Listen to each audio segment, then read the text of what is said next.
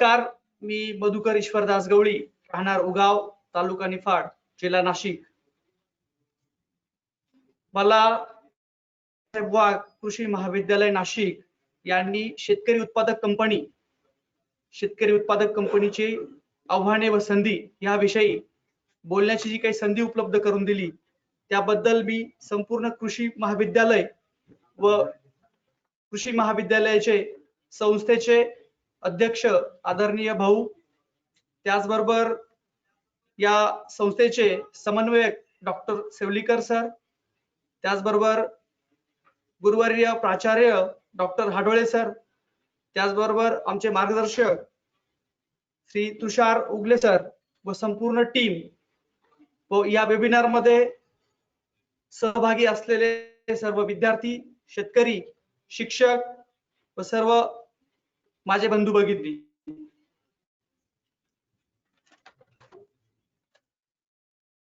आजचा मुख्य विषय आहे, शेतकरी उत्पादक कंपन्या ज्या आहे त्या उत्पादक कंपन्यांना जे काही आव्हाने आहे आणि त्याच्यामध्ये संधी काय आहे, हा विषय माझ्यावरती सोपवला. हा विषय मी जास्तीत जास्त चांगला सांगण्याचा प्रयत्न नक्की करेल व आपल्याला तो समजेल अशीच अपेक्षा बाळगतो आणि मी माझ्या प्रेझेंटेशनला सुरुवात करतो. या आत्ताच्या सध्या चाललेल्या गेल्या मार्च महिन्याभरापासून आपल्याला व संपूर्ण जगभराला वेढीस धरणारा हा भयंकर असा कोविड-19 रोग, या रोगाने आधीच संकटात असलेली शेती अजून संकटात आणली. परंतु त्याच्यावरती आपल्याला काय पर्याय सुचतील, काय संधी असेल, हे आपल्याला या ठिकाणी समजून घेणं गरजेचं आहे. शेतकरी राजाला संकटात आणलं, संकटात आणल्याबरोबर इतरही जे काही घटक आहे त्या घटकांनाही संकटात आणण्याचं काम या कोविड-19 ने केलं. परंतु जरी कोविड-19 आत्ता असला तरी तो काही कायमचा राहणार नाहीये, तो कधी ना कधी जाणारच आहे. परंतु हा कोविड आला, ह्या कोविडने आपल्याला काहीतरी शिकून गेलं. कारण कुठलीही अडचण, कुठलंही संकट हे आलं तर कुठं ना कुठं ते संधी, कुठं ना कुठं तरी हे उपलब्धच असतात. आणि हे पर्याय शोधण्याचं काम मुख्यतः हे आपल्याला करायचंय. आणि संकट आल्याशिवाय पर्याय पण शोधता येणार नाही आणि संधी पण त्यातून आपल्याला समजणार नाही काय संधी आपल्याला या ठिकाणी मिळू शकते. शेतकऱ्यांचं भाजीपाला असतील, फळं असतील किंवा इतर कामगार असतील, इतरही काही उद्योगधंदे असतील, हा पूर्ण लॉकडाऊनच्या काळामध्ये पूर्णतः बंद राहिला. आणि बंदच्या काळामध्ये जास्तीत जास्त जे काही नुकसान झालं तर ते फक्त आपल्या शेतकरी बांधवांचं झालं. लॉकडाऊनच्या पिरियड मध्ये द्राक्षाचा सीझन होता. द्राक्षाच्या सीझन मध्ये अगदी 7 रुपये किलोनी द्राक्ष ही आपल्याला विकावं लागली आणि हे विकण्यामागचं कारण हे आपल्याला सगळ्यांना माहिती आहे. त्याचबरोबर भाजीपाला असेल, भाजीपाला अगदी शेतामध्ये सडून गेला, मार्केटला निला तो मार्केटला 20 रुपये कॅरेट, 30 रुपये कॅरेट अशा पद्धतीने आपल्याला तो भाजीपाला विकावा लागला. आणि विकल्याला जाण्याच्या अगोदरच्या ज्या काही अडचणी होत्या त्या खूप अडचणी होत्या. कारण लॉकडाऊन असल्यामुळे शहरात जाता येत नव्हतं, मार्केट बंद होते. मार्केट जरी चालू असतील तर तिथले व्यापारी, तिथले ट्रेडर लोक तिथं उपलब्ध नसल्यामुळे आपल्याला ह्या भाजीपाला आणि फळांच्या नुकसानीला सामोरं जावं लागलं. आणि पर्यायाने आपल्याला प्रचंड मोठ्या प्रमाणामध्ये आपल्या शेतकरी बांधवांना या संकटाला तोंड द्यावं लागलं. यातून आर्थिक नुकसान तर झालं, पण मानसिक नुकसानही सहन करत शेतकरी बांधवांना यातून मार्गक्रमण करावं लागलं. हे सर्व मार्गक्रमण करत असताना बऱ्याच युक्त्या सुचल्या. कारण ह्या सर्व लॉकडाऊनच्या पिरियड मध्ये शहरामधून जे काही सुशिक्षित जे काही मुलं होते किंवा सुशिक्षित जो काही वर्ग होता तो गावाकडे आला होता. आणि गावाकडे आल्यानंतर प्रत्येकाने काही ना काही युक्त्या शोधून त्याच्यावरती मार्गक्रमण केलं. तो भाजीपाला असेल, फळं असतील किंवा इतरही काही गोष्टी असतील तो विकण्याचा त्याच्या परीने प्रयत्न केला. परंतु हे प्रयत्न करत असताना जो तो त्याच्या परीने प्रयत्न करत होता, हे प्रयत्न कुठेतरी एकत्रित होणं गरजेचं होतं. परंतु हे त्या दरम्यानच्या काळामध्ये काही घडलं नाही. हे का घडलं नाही आणि का घडलं पाहिजे याचंही कारण आपल्याला समजून घेण्याची मुख्यतः गरज आहे. भाजीपाला विकणाऱ्यांमध्ये जे काही मध्ये ट्रेडर होते, मार्केटमध्ये ट्रेडर असतील किंवा इतर व्यापारी असतील, हे नसल्यामुळं शेतकऱ्यांच्या मुलाला किंवा शेतकऱ्यांना डायरेक्ट मार्केटिंगची संधी ही अतिशय मोठ्या प्रमाणात उपलब्ध आहे. हे या ठिकाणातून आपल्याला सगळ्यांनाच निदर्शनास आलं असेल. परंतु मार्केटिंग करत असताना हे आपण कशा पद्धतीने मार्केटिंग केलं पाहिजे याचा थोडासा उहापोह आपल्याला या ठिकाणी करण्याची गरज आहे. ह्या कोविडच्या काळामध्ये, ह्या लॉकडाऊनच्या पिरियडमध्ये शेतकऱ्यांना डायरेक्ट जेव्हा मार्केटिंग करायची गरज पडत होती, ह्या मार्केटिंगच्या काळामध्ये शासनाने किंवा इतर उद्योग असतील, ह्या उद्योगाने सुद्धा भरीव मदत करण्याची जी काही गरज होती ती मदत केली आणि काही प्रमाणामध्ये जे काही आपल्याला सहकार्य मिळालं आणि जे काही सहकार्य मिळालं त्याच्यातून आपल्याला भाजीपाला आणि काही फळं आपल्याला विकण्यास मदत झाली.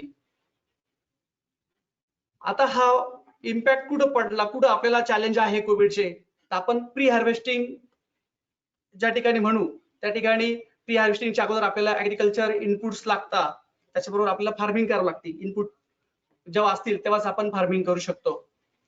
आणि पोस्ट हार्वेस्ट जर असेल तर आपल्याला कलेक्शन करावं लागणार आहे. मग कलेक्शन करून ते स्टोरेज पर्यंत आणणं किंवा मार्केट पर्यंत नेणं किंवा त्या मार्केट पर्यंत असेल किंवा एक्सपोर्ट असेल तर डोमेस्टिक मार्केट असेल, त्याचबरोबर पुढे जाऊन त्याची प्रोसेसिंग करणं असेल किंवा ह्या सर्व प्रोसेसिंगच्या नंतरचं जे काही कंजम्पशन आहे त्या कंजम्पशनच्या गोष्टी आपल्याला ह्या पोस्ट हार्वेस्ट आणि प्री हार्वेस्ट या दोन्ही गोष्टी आपल्याला चॅलेंज या ठिकाणी आपल्याला मोठ्या प्रमाणात ह्या काळामध्ये आपल्याला पाहायला मिळालं आहे. ह्या चॅलेंज मध्ये ऍग्री इनपुट असेल, प्री हार्वेस्ट मध्ये जे काही आपल्याला ऍग्री इनपुट्स आहे त्या ऍग्री इनपुट्स मध्ये आपल्याला सीड्स असेल तर ज्या मार्च आणि जूनच्या दरम्यान जे काही लॉकडाऊन होता त्या लॉकडाऊन मध्ये मला टोमॅटो लावायचं असेल किंवा इतर काही भाजीपाल्याचं लागवड करायची असेल, सोयाबीनची पेरणी करायची असेल, मकाची पेरणी करायची असेल तर सीडची काही उपलब्ध होती ती उपलब्ध खूपच कठीण होती. कारण ट्रान्सपोर्टेशन उपलब्ध नव्हतं. ट्रान्सपोर्टेशन उपलब्ध नसल्यामुळं सीड्स आपल्यापर्यंत येऊ शकत नव्हतं. ट्रान्सपोर्टेशन उपलब्ध जरी असलं तरी जे काही कंपन्या होत्या त्या कंपन्या शहरामध्ये त्यांचे ऑफिसेस होते आणि शहरातले ऑफिसेस बंद होते, कंपन्या बंद होत्या, कंपनीचे कर्मचारी हे घरी बसून होते, घरात होते. त्याच्यामुळं आपल्यापर्यंत उपलब्ध व्हायला खूप मोठा कठीण गोष्ट होती आणि सीड्स जे काही मार्केटमध्ये उपलब्ध होतं त्या सीडच्या प्राइसचा आपल्याला इम्पॅक्ट हा या ठिकाणी भोगावा लागला.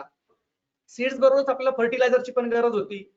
फर्टिलायझर ही आपल्याला शहरामध्ये मोठे दुकानं आहे किंवा मग त्या कंपन्या असतील, मोठे मोठे कंपन्या असतील, त्या कंपन्यांमधून आपल्या शेतापर्यंत हा माल येण्यासाठी जे काही अडचणी तयार झाल्या त्या अडचणींना पण आपल्याला सामोरं जावं लागलं.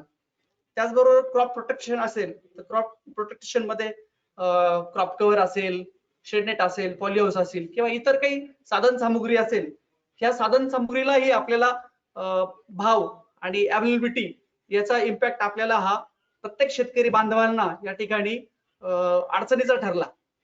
त्याचबरोबर इक्विपमेंट असतील, हे सीड जरी मिळालं तरी इक्विपमेंट पण तितक्याच गरजेचे आहे. मग इक्विपमेंट मध्ये स्प्रे फवारणी यंत्र असतील किंवा इतरही जे काही इक्विपमेंट असतील त्याच्यामध्ये आपल्याला अडचणी ह्या दिसून आल्या आणि त्या अडचणी आल्यामुळं परिणामी आपल्याला मार्च ते जून पर्यंत ज्या काही लागवडी व्हायला पाहिजे होत्या त्या लागवडी झाल्या नाही आणि परिणामी मार्केट मध्ये जे काही आपल्याला भाजीपाला किंवा फळं उपलब्ध व्हायला पाहिजे होती ती उपलब्धही झाली नाही. हे चॅलेंज आपल्याला ऍग्री इनपुट्स मध्ये दिसले. त्याचबरोबर फार्मिंग करताना आता हे जरी आपल्याला उपलब्ध झालं आणि उपलब्ध नाही झालं तर पुढं फार्मिंग आपल्याला करायची, कारण जरी इनपुट्स आपल्या घरात आले, सीड्स घरात आले तर आपल्याला फार्मिंग करायची. तर फार्मिंग करत असताना जे काही आपल्याला साधन सामुग्री असेल, आंतरमशागत करायची असेल, ट्रॅक्टर असेल, नांगरटी असेल किंवा फवारणीचं ट्रॅक्टर असतील, इतर जे काही मशागतीचे यंत्र सामुग्री असेल हे आपल्याला उपलब्ध होण्यासाठी खूप त्याला त्रास सोसावा लागला. सगळ्यात महत्वाची गोष्ट म्हणजे आता हे फार्मिंग करत असताना यंत्र सामुग्री आली पण आपल्याला जास्तीत जास्त लेबर हा अतिशय महत्वाचा घटक शेती करण्यामध्ये लेबरची उपलब्धता ही खूप गरजेची असते. ह्या दरम्यानच्या काळामध्ये प्रत्येक जण आपल्या जीवाला घाबरत होता आणि जीवाला घाबरत असताना साहजिकच आहे, मला 2 रुपये कमी मिळाले तरी चालेल, पैसे नाही मिळाले तरी चालेल, परंतु मला माझा जीव हा महत्वाचा आहे. म्हणून प्रत्येक जण, आपणही असू किंवा लेबरही असेल, तर प्रत्येक जण हा घरात बसून होता किंवा ज्याच्या जेवाला हा जपत होता. म्हणून लेबरचा इम्पॅक्ट हा सगळ्यात मोठा आपल्या हॉर्टिकल्चर वरती किंवा फूड ग्रेन्स असतील, ऑइल्स असतील, सीड्स असतील किंवा डेअरी असेल किंवा ऍक्वा असेल, ह्या प्रत्येक आपल्या काही फार्मिंग, डेअरी असेल तर हा फार्मिंगचाच पार्ट झाला. कारण प्रत्येकाकडं प्रत्येक शेतकऱ्याकडे गायी आहे, गोठा आहे, म्हशी आहे. हे इथं लेबरचा उपलब्ध असणं गरजेचं आहे. किंवा लेबर जरी असेल, घरगुती जरी काम करत असेल, तर ते शहरापर्यंत किंवा त्या कस्टमर पर्यंत पोहोचवण्यासाठीचे चॅलेंजेस आपल्याला प्रामुख्याने ह्या कोविडच्या पिरियड मध्ये आपल्याला पाहायला मिळाले.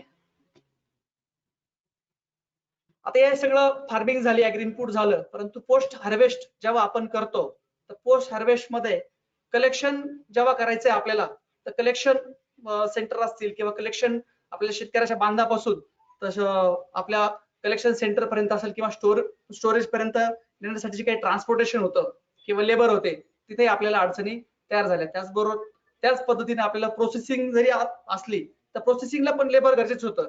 कारण शासनाने 5 लेबर 10 लेबर असा क्रायटेरिया ठरवून दिला होता आणि 5 आणि 10 लेबर मध्ये प्रोसेसिंग किंवा जे काही आपलं प्रोडक्ट आहे, जे काही भाजीपाला आहे, फळ आहे, हे आपल्याला शेतातून काढून त्या कलेक्शन सेंटर पर्यंत किंवा स्टोरेज पर्यंत किंवा प्रोसेसिंगच्या कंपनी पर्यंत पोहोचवणं आपल्याला कठीण होत होतं. आता हे सगळं झालं तरी कंजम्पशन त्याचं होणंही गरजेचं आहे. कारण आपण नुसतं तयार होऊन तर कंजम्पशन नाही झालं, तर ते ठेवून काय करायचं आपल्याला, ते आपल्याला मार्केट पर्यंत पोहोचण्यासाठी अडचणी तयार झाल्या. या सगळ्या गोष्टी करत असताना आपल्याला स्किल्ड लेबर किंवा स्किल्ड ह्युमन रिसोर्स हा गरजेचा असतो. कारण आपण त्याच गावठी पद्धतीने जर हे काम करत राहिलो किंवा करत गेलो, तर आपल्याला ते काही शक्य होणार नाही किंवा आपली जी क्वालिटी पाहिजे म्हणजे आपल्याला क्वांटिटी करायची ती पण करणं शक्य नाही. आता या पोस्ट हार्वेस्टच्या नंतर जे काही प्रोसेसिंग करायची किंवा जे काही आपलं इन्फ्रास्ट्रक्चर असणार आहे, मशिनरी असणार आहे, त्याचा टाइमली मेंटेनन्स करण्यासाठी आपल्याला अडचणी या ठिकाणी उद्भवल्या गेल्या होत्या. त्याच्याबरोबर इफेक्टिव्हली जे काही डिस्ट्रीब्युशन व्हायला पाहिजे होतं, जे इफेक्टिव्ह डिस्ट्रीब्युशन आपलं झालं नाही. कारण इफेक्टिव्ह डिस्ट्रीब्युशन करण्यासाठी लॉकडाऊनच होता. लॉकडाऊन असल्यामुळे आपल्याला भाजीपाला, फ्रेश भाजीपाला असेल, फ्रेश फळं असतील किंवा प्रोसेसिंगचे जे काही पदार्थ असतील, हे आपल्याला एक्सपोर्ट करणं असू किंवा मार्केट, डोमेस्टिक मार्केट असेल, मोठ्या मोठ्या मेट्रो सिटी पर्यंत किंवा त्या कस्टमर पर्यंत पोहोचवणं, आपल्याला ते डिस्ट्रीब्युशन इफेक्टिव्हली करणं थोडं कठीण त्या काळामध्ये गेलं. क्वालिटी आणि क्वांटिटी हे एंड प्रोडक्ट जे आहे, हे आपल्याला जर लेबर चांगल्या मुबलक प्रमाणात असतील किंवा आपल्याला जे काही इक्विपमेंट किंवा साधन सामुग्री जी काही असेल, तर ती उपलब्ध प्रमाणात जर असेल, तरच आपण क्वालिटी आणि क्वांटिटी तयार करू शकतो आणि एंड प्रोडक्ट हे आपलं चांगलं तयार होऊ शकतं. म्हणून आपल्याला हा जो लॉकडाऊनचा पिरियड आहे, याच्यामध्ये हे कठीण चॅलेंजेस आपल्याला या ठिकाणी स्वीकारावे लागले आणि ह्या चॅलेंजेस मधून एक्सपोर्ट डोमेस्टिक मार्केट शोधणं पण कठीण होतं. कारण जेव्हा द्राक्षाचा हार्वेस्टिंगचा पिरियड होता, तेव्हा अगदी 10 युरोच्या 9 युरो असेल, 10 युरो असेल, इथपर्यंतच्या आपल्या प्रोडक्शन कॉस्ट ही होती. कारण समोरून डिमांड होती किंवा डोमेस्टिक मार्केटला पण चांगली डिमांड होती. परंतु कोविडच्या पिरियड मध्ये द्राक्षाचं निर्यात जेव्हा होत होती, तर युरोपमध्ये जे काही व्यापारी असतील, जे काही ट्रेडर असतील, जी काही कंपन्या असतील, त्या काय भाव विकताय, त्या जेव्हा विकत होत्या, तर ते काय भाव विकत हे आपल्याला पाहण्यासाठी पण तिथं जाऊ शकत नव्हतो आपण. कारण लॉकडाऊन मध्ये विमान सेवा बंद होती किंवा आपण आपल्या जीवाला घाबरत होतो, त्याच्यामुळे आपण ते मार्केट पर्यंतही पोहोचू शकत नव्हतो. आणि हा सर्वात मोठा इम्पॅक्ट हा आपल्या शेतीवरती आणि आपल्या पोस्ट हार्वेस्ट वरती याचा परिणाम झाला. आता हा इम्पॅक्ट जो आहे, याच्यामध्ये आपल्याला ऑपॉर्च्युनिटी काय आहे, तर आपल्याला ऑपॉर्च्युनिटी जसं म्हटलं आपण, जेव्हा अडचणी येते किंवा कॉम्पिटिशन येतं, जेव्हा कॉम्पिटिशन येईल तेव्हाच आपण काहीतरी नवीन इनोव्हेशन आणू किंवा तेव्हाच ती संधी म्हणून आपण पाहणं गरजेचं आहे. कुठलंही कॉम्पिटिशन असेल किंवा कुठलीही बी अडचण असेल, अडथळा असेल, तर आपल्याला आपण त्याला सर्वांनी संधी म्हणून पाहणं गरजेचं आहे. कारण आपण नुसतं अडचणीच म्हणून बघितलं तर आपण पुढे जाऊ शकत नाही किंवा आपल्याला नवीन संधी ही मिळू शकणार नाही. आपल्याला तिथंच त्याच गोष्टी कराव्या लागतील आणि परिणामी आपल्याला ही शेती नेहमी तोट्याचीच दिसून येईल. याच्यामध्ये अपग्रेड जर आपल्याला व्हायचं असेल तर अपग्रेड होता येईल. मला माझ्याकडे जे आज काही नॉलेज आहे, मी नर्सरी करतोय, एक्सपोर्ट करतोय, हे मला आज जर संधी शोधायची असेल तर मी आज ज्या पद्धतीने काम करतोय ते पद्धत सोडून आपल्याला नॉलेज अपग्रेड होण्याची गरज आहे, किंवा स्किल जे काही असतील तर आपल्याला स्किल एम्प्लॉय असेल किंवा स्किल टेक्नॉलॉजी असेल, या सगळ्या गोष्टी अडॅप्ट करणे गरजेची आहे. कारण टेक्नॉलॉजी आता खूप पुढे चालली आहे, जग बदलत चाललंय, तर आपल्याला जगाबरोबर जाणं गरजेचं आहे. इस्रायल सारखे देश असतील किंवा युरोपियन देश असतील, या देशांमध्ये मोठमोठ्या चांगल्या मशिनरी येत आहे किंवा टेक्नॉलॉजी येत आहे. आपल्याला ह्या टेक्नॉलॉजी अडॉप्ट करणं गरजेचं आहे. आणि आपण हे टेक्नॉलॉजी जर अडॉप्ट केला तर मला वाटतं आपण शेती करणं आणि शेतीतून नफा मिळवणं आपल्याला सहज शक्य होईल. त्याचबरोबर आपण स्किल आपल्याकडे आलं किंवा टेक्नॉलॉजी जरी आली, पण आपल्याला ह्या कोविडच्या काळामध्ये सर्वात मोठी संधी उपलब्ध झाली आहे. कारण जे काही मधल्या साखळी होती, व्यापारी असतील, ट्रेडर्स असतील किंवा पुढची काही वर्ग असेल, हा ब्रेक करण्यासाठी आपल्याला खूप मोठी संधी आहे. आणि ही जर संधी आपल्याला साधायची असेल तर याच्यामध्ये B2C डायरेक्ट मार्केटिंग हा पर्याय किंवा बिझनेस टू बिझनेस मार्केटिंग हा पर्याय आपल्याला खूप चांगला उपलब्ध झालेला आहे. कारण आपल्याला ही संधी मिळाली आणि ही संधी शोधणं आपल्याला आता अतिशय महत्वाचं या ठिकाणी ठरणार आहे. कारण आपण जर तेच करत बसलो परत, उगावला बी द्राक्ष काढले आणि भाजीपाला काढला, नाशिकच्या मार्केटला गेलो, मुंबईच्या मार्केटला गेलो आणि मार्केटमध्ये विकून ज्या भावाने विकला त्या भावाने विकून मी परत घरी आलो, तर मग याला काही संधी म्हणता येणार नाही आपल्याला. संधी जर म्हणायचं असेल तर आपण डायरेक्ट ग्राहकापर्यंत आपला भाजीपाला, आपलं फळं आपण हे कसं विकू शकू याच्यावरती आपल्याला फोकस करणं गरजेचं आहे. तर पण हे सगळं करत असताना मी एकटा काही या गोष्टीला घेऊन जाऊ शकत नाही, किंवा 2 जण 5 जण जर आपण ठरवलं की नाही आता आपण पिकअप भरली आणि टोमॅटो वाशिम मार्केटला घेऊन गेलो, तर हे एवढं पण शक्य नाहीये. आणि ती काही तेवढी इफेक्टिव्ह काही संधी आपल्याला म्हणता येणार नाही. इफेक्टिव्ह जर संधी आपल्याला जर करायची असेल तर आपल्याला सगळ्यात महत्वाचं एकत्र येणं गरजेचं आहे. आणि एकत्र येऊन आपलं नेटवर्किंग मोठ्या प्रमाणात उभं करणं गरजेचं आहे. आणि म्हणून आपल्याला नेटवर्किंग करत असताना शेतकऱ्यांचा समूह तयार करणं, शेतकरी असेल, मग शेतकऱ्यांबरोबर इतर काही जे काही घटक असतील त्या घटकांना आपल्याला एकत्र येणं गरजेचं आहे. आणि एकत्र जर आलो आपण तरच मग पुढच्या काही गोष्टी ज्या आपल्याला संधी म्हणून आपण बघतो तर त्या आपण संधी म्हणून किंवा संधीचं सोनं आपण करता येऊ शकतं. कारण 2 आणि 5 लाख लोकांनी, 10 लोकांनी जर ते काम केलं तर परत लेबरवरती जो काही होणारा खर्च आहे तो लेबरवरती खर्च होणार तोच होणार आहे. किंवा लेबरला जे काही आपल्याला स्किल डेव्हलप करायचे त्यांच्यामधलं, हार्वेस्टिंग कशी करायची, पॅकेजिंग कशी करायची, हे काही ट्रेनिंग देणं 2 आणि 5 लोकांना करण्यापेक्षा आपण ग्रुपमध्ये त्याचं ट्रेनिंग देऊ शकतो, त्यांना आपण स्किल बनवू शकतो. आणि त्याचबरोबर आपल्याकडे जे काही पॅकेजिंग मटेरियल असेल तर पॅकेजिंग मटेरियलवरती आपण जर ग्रुपनी जर काम केलं तर बल्क क्वांटिटी आपल्याला बाय करता येईल. आणि बल्क क्वांटिटी जर असेल तर आपल्याला त्याच्यावरचा खर्च हा कमी करता येऊ शकतो. त्याचबरोबर सर्वात महत्वाचा जो पार्ट आहे ट्रान्सपोर्टचा, आपल्याला ट्रान्सपोर्ट हे भरपूर मोठ्या प्रमाणात ट्रान्सपोर्ट लागतं. हे ट्रान्सपोर्ट वरती पण आपल्याला या ठिकाणी नियंत्रण आणता येऊ शकतं. म्हणून आपलं नेटवर्किंग हे सर्वात महत्वाचं आहे आणि नेटवर्किंग करण्याची ही आजची काळाची गरज आहे. आता हे नेटवर्किंग केलं परंतु आपल्याला हे ऑर्गनाइज बिझनेस हा करणं गरजेचं आहे. नुसतं नेटवर्किंग करून पण होणार नाही, पण हे ऑर्गनाइज कसं करायचं, तर ऑर्गनाइज करण्यासाठी फार्मर प्रोड्युसर ऑर्गनायझेशन किंवा फार्मर प्रोड्युसर कंपनी हा जो काही मधल्या काळामध्ये 2012-13 पासून फार्मर प्रोड्युसर ऑर्गनायझेशन किंवा फार्मर प्रोड्युसर कंपनीची स्थापना चालू झाली आहे. तर आपल्या महाराष्ट्रामध्ये हजारच्या आसपास 1000-1200 कंपन्या स्थापन झालेल्या आहेत. परंतु इफेक्टिव्हली काम करण्यासाठी किंवा चांगलं काम जे काही कंपन्या करतायत काम करतायत तेव्हा बाकीच्या का काम नाही करत आहे, त्याचंही आपल्याला कारण शोधणं गरजेचं आहे. किंवा त्या सर्वांनी आपल्याला एकत्रित येऊन पुढे जाण्याची गरज आहे. म्हणून ऑर्गनाइज बिझनेस हा सर्वात महत्वाचा टप्पा आपल्यासाठी उपयुक्त ठरणार आहे आणि ती आपल्यासाठी पहिली पायरी ठरणार नाही. एकतर आपलं नेटवर्किंग होणं गरजेचं आहे, आपण सर्वांनी एकत्र येणं गरजेचं आहे आणि एकत्र येऊन आपण ऑर्गनाइज होण्याची गरज आहे. जर आपण परत तेच पारंपरिक एकत्र जरी आलो परंतु पारंपरिक पद्धतीनेच करत राहिलो, तू हे कर मी ते करतो, मग तो इकडे गेला तो तिकडे गेला, मग यांनी हे केलं त्यांनी ते केलं, परत तेच हेवे दावे चालू होतील आणि हे हेवे दाव्यामधून आपल्याला जे काही साध्य करायचं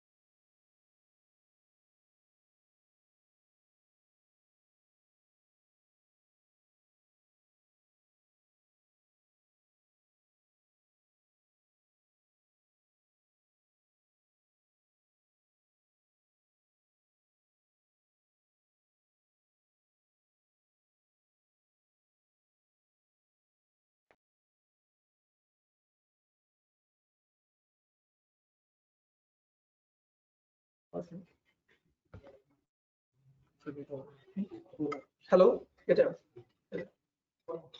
हॅलो, येतोय सर आवाज. येतोय ना आवाज? हो येतोय. हॅलो, ओके ओके, हो सॉरी. तर म्हणून आपल्याला फार्मर प्रोड्युसर कंपनी काय आहे, फार्मर प्रोड्युसर कंपनी नेमकं काय करते आणि फार्मर प्रोड्युसर कंपनीने काय करायला पाहिजे हे आपल्याला समजून घेण्याची या ठिकाणी गरज आहे. नेक्स्ट,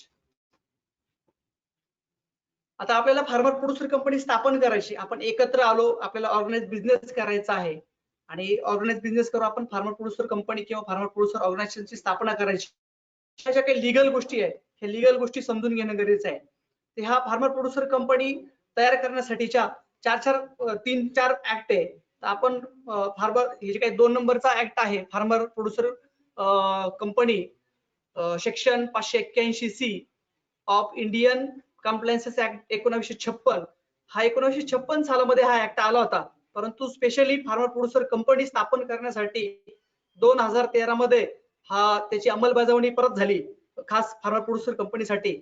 आणि हा ऍक्टच्या अंतर्गत आपण फार्मर प्रोड्युसर कंपनीची स्थापना करू शकतो.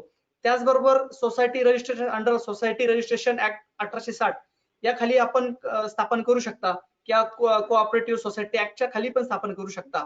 त्याचबरोबर खाली शेवटी आहे पब्लिक ट्रस्ट रजिस्ट्रेशन अंडर, म्हणजे एनजीओ आहे, त्या ऍक्ट खाली पण आपण स्थापन करू शकता.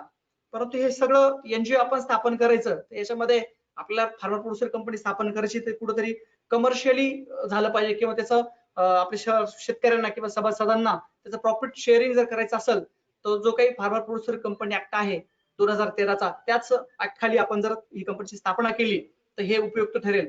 कारण खालच्या एनजीओ आहेत ते सर्व काम करू शकतात, पण आपल्याला फार्मरला जर बेनिफिट द्यायचं असेल तर आपण तिथून बेनिफिट देऊ शकत नाही. ऍक्टिव्हिटी आपण तिथं सर्व करू शकतो, परंतु आपल्याला फार्मरला जे काही बेनिफिट मिळालं पाहिजे ते बेनिफिट आपण तिथं देऊ शकणार नाही. म्हणून आपल्याला हे लिगल ज्या काही गोष्टी आहेत त्या समजून घेणं गरजेचं आहे. आणि याच्यासाठी चार्टर्ड अकाउंटंट, चांगले चार्टर्ड अकाउंट यांचं सहकार्य घेऊन, किंवा आपण जे काही गव्हर्नमेंटच्या एजन्सी आहेत त्यांचं सहकार्य घेऊन आपण या कंपनीची स्थापना करू शकतो. आता एफपीओचं स्ट्रक्चर आपल्याला समजून घेणं गरजेचं आहे. एफपीओचं स्ट्रक्चर काय असलं पाहिजे, त्याचं फंक्शनिंग कसं असलं पाहिजे, हे सर्वात महत्वाचं गोष्ट आहे. कारण मी जसं म्हटलं 1200 कंपन्या 1500 पर्यंत कंपन्या महाराष्ट्रामध्ये नुसत्या स्थापन झाल्या, पण त्या नुसत्या स्थापन करून संपणार नाही आपलं काम. कारण स्थापन करून काय इफेक्ट आला पाहिजे किंवा त्याचं इम्प्लिमेंट झालं पाहिजे. आणि जर इम्प्लिमेंट झालं आणि त्याचा इफेक्ट जर आला तर मला वाटतं शेती करणं खूप सोपं होईल आणि शेतीला खूप चांगले दिवस येतील आणि शेती कधी तोट्याची ठरणार नाही. म्हणूनच जे काही स्ट्रक्चर आहे ते स्ट्रक्चर आपल्याला समजून घेणं गरजेचं आहे, त्याचं फंक्शन समजून घेणं गरजेचं आहे. आपण जेव्हा फार्मर प्रोड्युसर कंपनीची स्थापना करतो तेव्हा 20-25 शेतकरी एकत्र येऊन किंवा 1000, 500, 200 जे काही शेतकरी एकत्र येऊन, शेतकरी सभासद एकत्र येऊन आपण त्याची कंपनी स्थापन करतो. कंपनी स्थापन केल्यानंतर आपल्याला त्याची जनरल बॉडी तयार करण्याची गरज आहे. 5 असतील किंवा 7 त्याची डायरेक्टर बॉडी जर आपण तयार केली, आणि त्या डायरेक्टर बॉडी तयार करून पण आपल्याला भागणार नाही. कारण मी जरी डायरेक्टर असलो तर माझं स्किल किंवा माझं नॉलेज तिथपर्यंतच मर्यादित असतं. म्हणून आपल्याला त्याच्या पुढे जनरल बॉडीच्या पुढे जाऊन एक्झिक्युटिव्हची काही बॉडी असेल, कारण आपण नुसतं बॉडी तयार करून होणार नाही, तर बॉडी तयार करून आपल्याला पुढे त्याचे काही जे काही आपले प्रोजेक्ट असतील त्याचं इम्प्लिमेंट करायचं असेल तर आपल्याला एक्झिक्युटिव्ह बॉडी ही गरजेची असणार आहे, आणि ती एक्झिक्युटिव्ह बॉडी आपण आपल्याला तयार करून घ्यावा लागणार आहे. त्या एक्झिक्युटिव्ह बॉडीच्या नंतर आपल्याला जनरल मॅनेजरची पोस्ट असेल, तर आपला जनरल मॅनेजर पूर्ण एफपीओचा काही स्टाफ असेल किंवा त्याची ऍक्टिव्हिटी असेल, त्याचे काही प्रोजेक्ट असतील, त्याला पूर्ण कंट्रोल करण्यासाठी आपल्याला एक जनरल मॅनेजरची पण या ठिकाणी गरज असणार आहे. त्याचबरोबर जनरल मॅनेजरसाठी आपल्याला फार्मर प्रोड्युसर कंपनी असेल किंवा ऑर्गनायझेशन असेल त्याच्यासाठी चांगला स्टाफची गरज असणार आहे, आणि तो स्टाफ पण आपल्याला स्किलचा लागणार आहे किंवा तो चांगल्या नॉलेजचा लागणार आहे. हे स्टाफ बॉडी झाली, जनरल बॉडी झाली, एक्झिक्युटिव्ह बॉडी झाली, जनरल मॅनेजर जरी झाले आणि एफपीओचा स्टाफ झाला, परंतु आपल्याला आपल्या ह्या ऑर्गनायझेशन मध्ये किंवा कंपनीमध्ये जे काही रिसोर्स पर्सन आहे ते रिसोर्स पर्सन पण आपल्याला इन्व्हॉल्व करून घेणं गरजेचं आहे.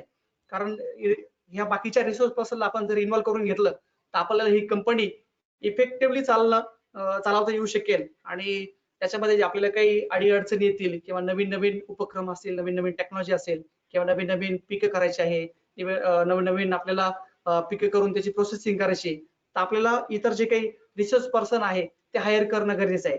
आता हे रिसोर्स पर्सन मध्ये आपल्याला कोण आपल्याला मदत करेल, तर कृषी विद्यापीठ असतील, कृषी विज्ञान केंद्र असेल, कृषी विभाग असेल, त्याचबरोबर आपण आज ज्यांनी वेबिनार आयोजित केला, कृषी महाविद्यालय आहे, ह्या कृषी महाविद्यालय किंवा इतर काही कन्सल्टंट असतील, इतर काही तज्ञ असतील, ह्या सर्व तज्ञांचा आणि ह्या विभागांचा आपण आपल्या रिसोर्स पर्सन म्हणून आपण सहभागी यांना करून घेऊ शकतो. आणि मग यांना सहभागी केल्यानंतर त्या त्या प्रोजेक्ट मध्ये आपल्याला ते रिसोर्स पर्सनचा उपयोग आपल्याला करून घेता आला पाहिजे. कारण ज्याचं नॉलेज जिथं वापर करायचा तिथंच आपल्याला त्या रिसोर्स पर्सनचा उपयोग होईल आणि मग ते तेवढं पुढं इफेक्टिव्हली आपल्याला आपल्या कंपनीला कामात येईल. तर आपल्याला प्रोजेक्ट्स काय आपले, तर मग प्रोजेक्ट्स उदाहरणार्थ नर्सरी असेल, नर्सरी जरी असली तर भाजीपाला रोपं तयार करणं असतील किंवा भाजीपाल्याची ग्राफ्टिंगची रोपं तयार करणं असेल किंवा द्राक्षाची रोपं तयार करणं असतील किंवा इतर काही फळांची रोपं तयार करण्याचे असतील किंवा दुसरा प्रोजेक्ट म्हटलं आपण तर एक्सपोर्ट असेल, अजून तिसरा प्रोजेक्ट म्हटलं आपण तर प्रोसेसिंग असेल, डेअरी प्रोजेक्ट असेल, असे इतर जे काही प्रोजेक्ट असतील हे प्रोजेक्ट आपल्याला आयडेंटिफाय करून घ्यावे लागतील. कारण गरजेचं नाही का मी सगळेच प्रोजेक्ट करणं, एका कंपनीने सगळेच प्रोजेक्ट करायची गरज आहे. तर आपण आपल्याला जे काही आपली जी मास्टर की आहे किंवा आपल्या ज्यात नॉलेज आहे तो प्रोजेक्ट आपण जर घेतला आणि त्या प्रोजेक्ट मध्ये आपण पुढं काम करत राहिलो तर मला वाटतं तो इफेक्टिव्हली आपण त्याच्यामध्ये काम करू शकतो आणि त्याचे आपल्याला शेतकरी बांधवांना आपला त्याचा उपयोग करून घेता येईल. आता ह्या प्रोजेक्ट मध्ये काही ऍक्टिव्हिटी असतील, त्या ऍक्टिव्हिटी आपण समजून घेणं गरजेचं आहे. तर त्या ऍक्टिव्हिटी मध्ये बरेच पार्ट येतील. मग नर्सरी असेल तर त्याचं प्रोडक्शन आलं, मार्केटिंग आलं, त्याचा सेल्स आला. त्या सर्व ऍक्टिव्हिटी ज्या काही ऍक्टिव्हिटी असेल त्या ऍक्टिव्हिटी आपल्याला फाइंड करणं गरजेचं आहे. आता ही एक जनरल बॉडी झाली आणि पुढच्या बाजूला आपल्याला स्ट्रक्चर झालं. आपल्याला फंक्शन याचं कसं असेल, तर या फार्मर प्रोड्युसर कंपनीच्या माध्यमातून आपल्याला जे काही फंक्शन आपण शेतकरी बांधवांना आपल्या किंवा सभासदांना आपल्याला देता येईल, आपल्या ह्या फार्मर प्रोड्युसर कंपनीच्या माध्यमातून फायनान्सच्या ज्या काही सर्व्हिसेस आहेत त्या फायनान्सच्या सर्व्हिसेस आपल्याला उपलब्ध करून देणं अगदी सोपं होईल. कारण फार्मर प्रोड्युसर कंपनी असेल तर कुठली बँक किंवा कुठली इतर जे काही फायनान्शियल संस्था असेल ती आपल्याला पटकन कर्ज उपलब्ध करून देतील आणि आपल्याला त्या आपल्या शेतकरी बांधवांना त्याचा उपयोग करून घेता येईल. कारण फायनान्स हा सर्वात महत्वाचा या ठिकाणी घटक आहे. वेगवेगळ्या शेतकऱ्यांनी जर वेगवेगळी पिकं लागवड केली तर वेगवेगळ्या ठिकाणून रोपे येतात, वेगवेगळ्या ठिकाणून मल्चिंग पेपर येतो किंवा माझ्या एखाद्या इंडिव्हिज्युअल शेतकऱ्याकडे फायनान्स नसतो म्हणून मल्चिंग पेपर हलका वापरला जातो, ड्रीप हलकं वापरलं जातं. काही ठिकाणी आपल्याकडे अजूनही अशी परिस्थिती आहे का जे नॉन ISI ड्रीप ते वापरलं जातं किंवा हलका दर्जाचं ड्रीप असेल किंवा इतर इक्विपमेंट असेल ते वापरले जातात.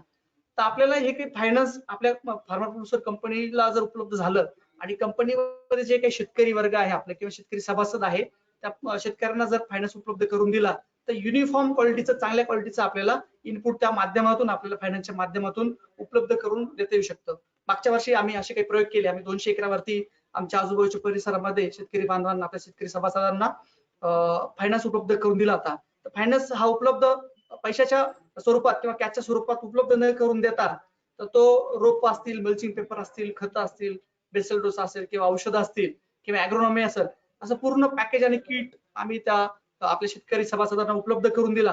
त्याच्यामुळे जे काही येणारं उत्पादन आहे, पीक आहे, ते रेसिड्यू फ्री आम्ही पिकून घेतलं होतं. तर अगदी चांगल्या दर्जाचं, चांगल्या क्वालिटीचं त्या ठिकाणी मिरची आपल्याला मिळाली.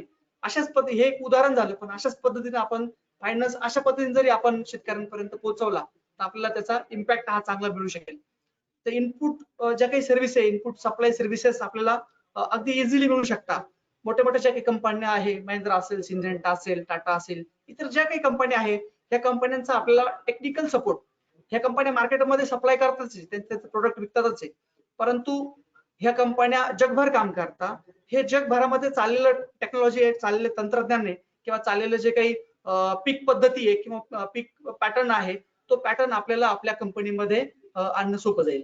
म्हणून आपल्याला ह्या इनपुट सप्लाय किंवा ह्या सर्व्हिसेस आहे तर ह्या मोठ्या मोठ्या कंपन्या आहेत त्याचे तज्ञ असतील, त्या तज्ञांचा उपयोग करून आपल्याला आपल्या शेतीसाठी किंवा शेतकरी बांधवांसाठी आपल्याला उपयोग करून घेणं सहज शक्य होईल या ठिकाणी. म्हणून हा एक विषय अतिशय महत्वाचा आहे.